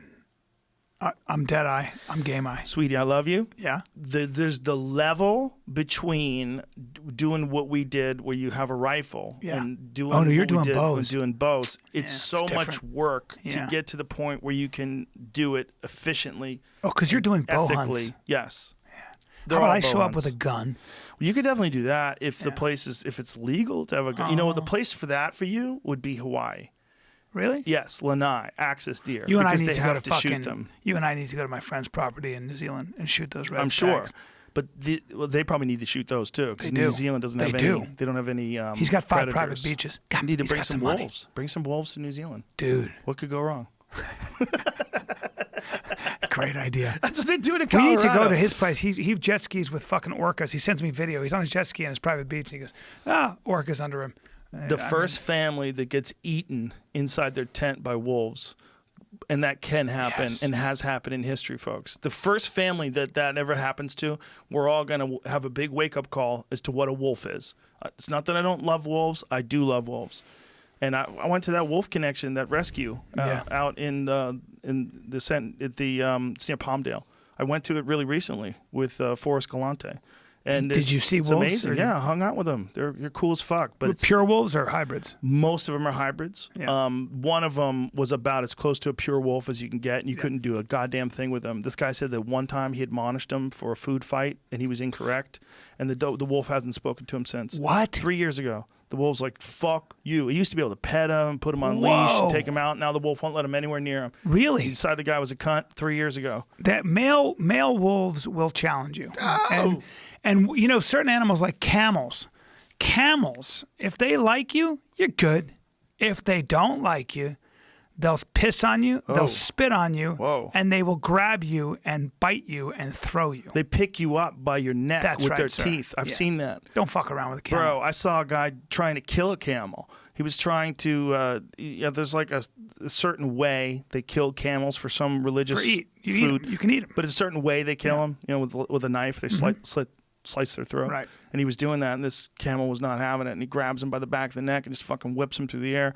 You realize how strong a camel is. Oh, yeah. It bites your neck. You're a 150-pound man. You're going flying. You're going flying, dude. He'll chuck you. He'll chuck you like you throw a house cat. Bourdain ate camel. He said it was really good. So did I. I've Did eaten you eat camel. it? Yeah. What was it like? Delicious. What does it taste like? It's like goat, you know, I guess. I mean, a lot of times in Saudi Arabia, you would eat a camel in huge feast. You'd put a goat inside the camel. Wow. Oh, here's one. This guy's trying to slice. Yeah, this is another one. Okay, yeah, right there. Look at that guy. Oh! Boom, son. That thing picked him up by his head. He got his whole head in there. Look at that. Yikes. That's his whole head. Oh my God, that wasn't even just the Yikes. neck. That thing grabbed his whole head. He's got to be fucked up. Bro, Is he might be bleeding there? paralyzed. Yeah. Now he's moving, thank God. Look at that. God damn, it just grabbed his whole Ow. head. It picked him up by his head. Yeah, no. Dude, that could easily break your neck. Fuck yeah, it could. Especially You if kidding it didn't let go. What if it shook him? me? Yeah, that'd be You a know what I'm bad saying? situation. Like You'd if be it in just trouble. You'd held be in onto the trouble. head Oh, and shook him a Jesus. bunch of times? That thing is mean. Fuck, dude. Yeah, don't fuck with camels. Yeah. So it's like a goat. It's a lot of meat. It's a lot of meat. How many people ate that camel? I don't remember. I was a kid, by the way. I was 14, 13 when I Wow. ate it. So I'm saying goat, but I They don't eat remember. with their hands, right? Eat with your right hand. Yes. You do everything with your right hand. And you wash do your ass with your left you do hand. your dirty things with your left You hand. never give anybody your left hand So a when you're shake. caught stealing, traditionally in Saudi, they would cut off your right hand. right hand. Oh my God. So you had to be the eat last with your one. shit You'd have to hand. be the last one to wait. You'd have to in the goat grab. You'd be the last one to eat. Oh my God. So what you'd have what was left over. Oh my God. Yeah. What do you do then? You just kill the guy? Like, why do you want to live like this? No, you live with one hand. It's fine. Figure it out. You know. I don't think we got to the bottom of anything, Bryan Callen, but it feels good to complain. I agree, buddy. I love being here. What else? I think that's good. I think Yeah. we're 3 hours in. We're 3 hours in. Yeah. God, that goes quickly. Yeah. Fuck, I can't believe that. I know. Yeah, we are. Jesus. I'm joking around, obviously, about the kings have a king of everything. I'm joking around about it, obviously, but Yeah. it is kind of ridiculous that we ever think that one person could be the president and run this whole country. It's so stupid. It's so stupid, and it's so tired. And when something happens where it's really clear that this wasn't thought out correctly, like this, and that we didn't know what was coming, like this, that we didn't ever think, and because it's never happened before. If something's never happened before, we always think it's not going to happen, whether it's a super volcano or an asteroid impact or Well, or that's this. the thing. That's the thing. That's what We it's haven't got me seen it, thinking. even though we know that they've happened. Hasn't happened during I'm not my prepped. life. I'm not prepped enough, and I need to No, get prepped We for all real. should be. Well, Yeah. we keep talking about going somewhere, and I'm not bullshitting about that. How about a place we can drive to Yeah. in a short time, though? You could drive to Utah in 10 hours. Really? Yeah. Yeah, that's not a bad one. Or Vegas. You just camp out in I like Vegas. the idea of somewhere up in the hills in California. Where? There- I Where are don't you know, going to there's a go? lot of Where are you going to property. go? Enough where I can get a well and lots of guns. Maybe you can go to Big Bear. Interesting. Maybe you go to Big Bear. Then they would shut those roads off. That's what That's I worry right. about. And you're fucked. You got to Yeah. be up there, stuck. We're still stuck. We're still relying on Well, they the shut highway those roads system. off sometimes unless when it snows out, you have to have chains. Like you have to have chains if you're driving up there. Yeah, it's a problem. Yeah, whenever you see those roads to Big Bear that say you must Bill put Burr- chains on your tires. Bill Burr can drive a helicopter. He can fly a helicopter. That's right. So Bill will be our go-to guy. He can. We need a boat to get out in the sea. But we're assuming we'll have good visibility. The problem with the helicopter Hmm. thing is if there's fires, you ain't seeing shit. If it's fires, we'll figure it out. If it's a pandemic again, listen to you. We need the fucking fire president.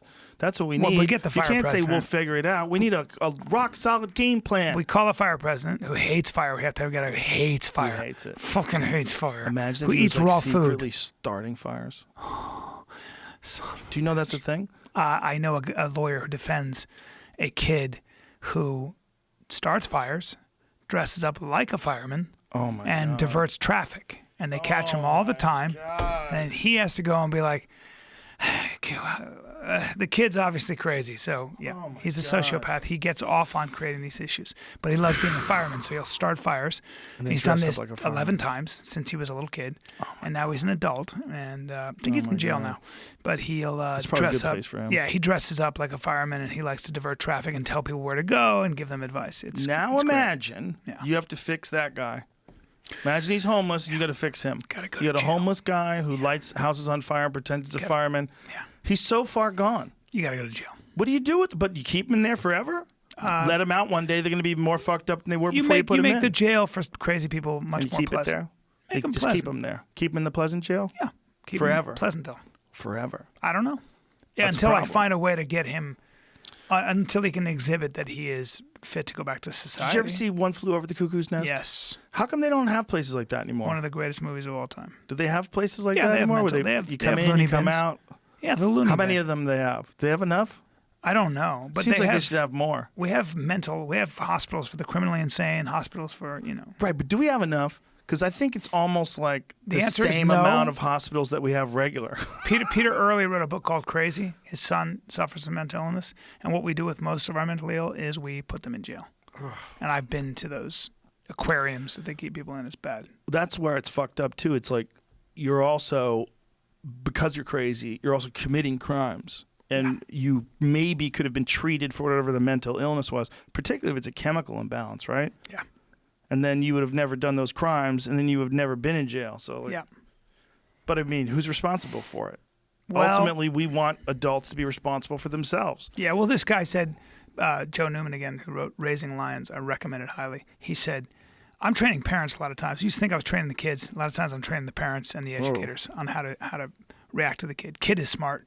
And the kid is playing spacey and stuff or whatever, not paying attention, cutting up at school. He's enjoying the frustration and the social status he gets. He creates frustration in the adult and gets social status from doing this. I can make it very boring for him. I'll make it very boring for him. Without interest, just go, hey, time to take a break. You got to stand over there. I know it sucks. But if you can throw a tantrum, but the time starts for when you're done with the tantrum. Little things like that. Huge results. Just take the profit out of that. You're kind of saying behavior. this genius tells you to put him in timeout? Timeout, but it's a very specific way of doing it. It's hilarious. What's his solution? Kids got to go to timeout. Yeah. Everybody. Well, you get these kids who freak out. They have to be put in isolation. You argue with them. No. That's part of the president's problem. Yeah, So you can't put him in timeout. that's probably true. If there was like Nancy Pelosi had like a few timeouts Yeah. per year, and she Yeah. could just use it on Trump, and Trump would just have to stand in the corner Well, and not we take talk. we take your phone away. We're gonna take your phone away. No tweeting. No, a fucking legit timeout. Nancy you Pelosi stand in the corner. She's the kind of person that would put all of us in timeout. She's sure. a mom. But if she could do that, Yeah. She would imagine do it. how interesting that would be. She'd go like this. Donald, why don't we take a break? You go over there. Yeah. You're gonna go over to the boring chair. If there was like things that a person could do where you had to put them in timeout, you and I would be in timeout a lot. Yeah. How Well, often would you be in timeout per year? Well, as a kid, Right now, as an adult, if they had timeout still. I need a lot of timeouts.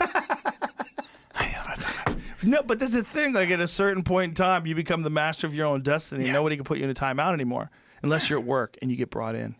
I need timeouts because I'll find ways to procrastinate and not do the things I'm supposed to do. Can you imagine if you had a boss at the podcast and they sat you and Brendan down and we're talking about your job performance? I'd have a problem with it.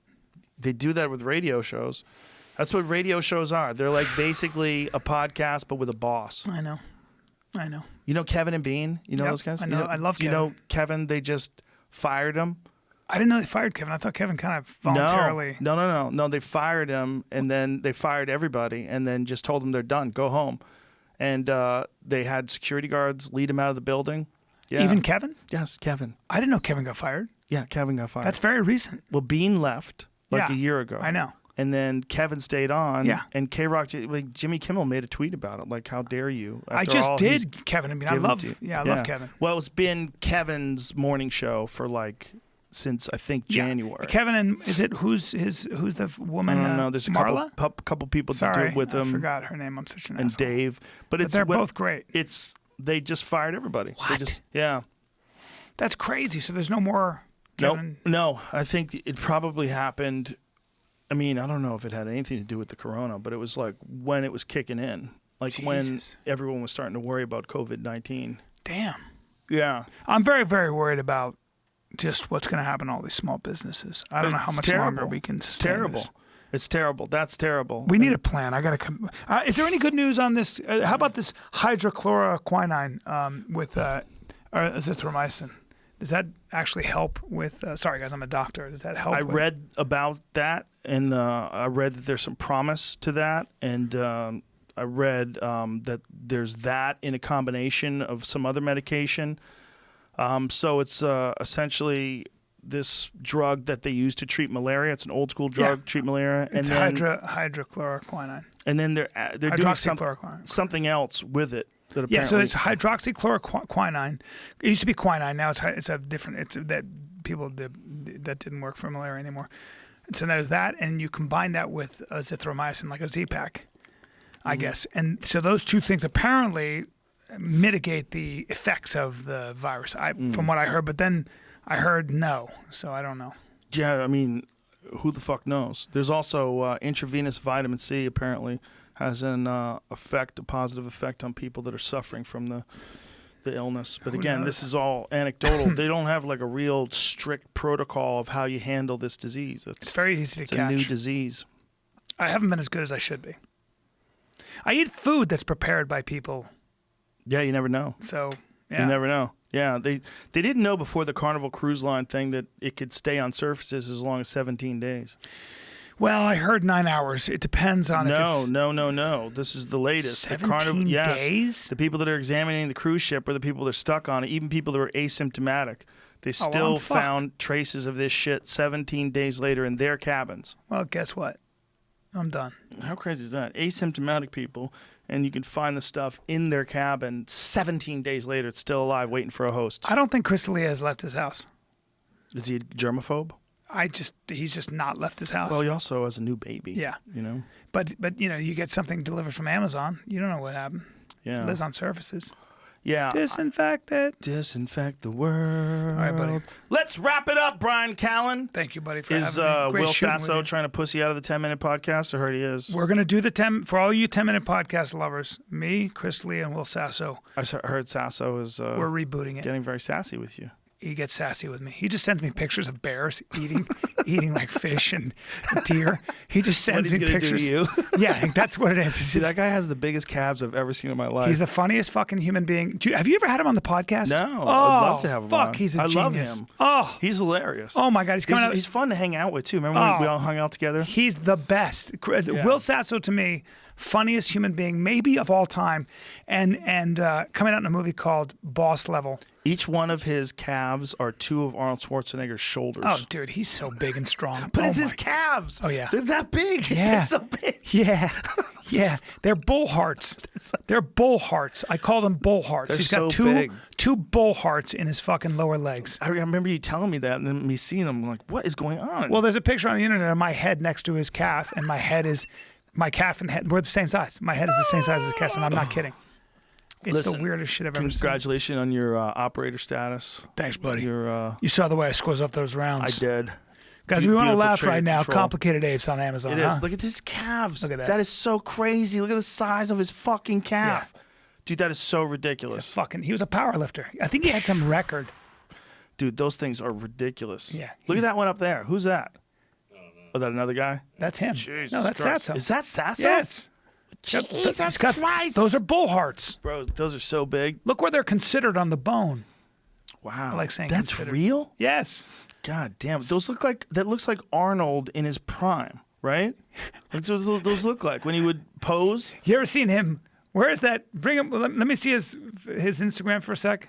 You got a lot of pictures with your face next to his calf. That's very odd. He's so You're funny. wearing different shirts. Bring his Someone else that's a Photoshop. Bring his Instagram up. I want to see something. I want to show you something. Cracks me up. No, What go cracks down, you go up? down, go Why down. is he dressing go like down, a woman? Go down. Why does he have a video with Arnold Schwarzenegger? Is he mocking him? I don't know. He just Brian, this is an audio podcast as well. oh, sorry. We're just going, go down, scroll. Never mind. Forget it. It's just he's just got so many funny fucking. What is it? Just Will Sasso? Yeah, What is his hilarious. Yep, Will Sasso. Will Sasso He's the on fucking Instagram? best. I'm fucking sea. He's on a boat. The wind is blowing his hair. He's just standing on a boat and he just goes, I'm fucking seaworthy as fuck. He's a silly boy. Oh, he's So are fucking you. hilarious. All right, love you, buddy. It was Love fun you too, hanging out pal. with you all day today. Great- We had a great time. great time. We had to do this more often. I can't wait. That's one thing that I'm getting out of this more. I'm really appreciating friends. Fuck yes. That's when the shit gets weird. That's what you really need. You really need friends. You're damn right. All right, love you, people. Bye, everybody. See ya.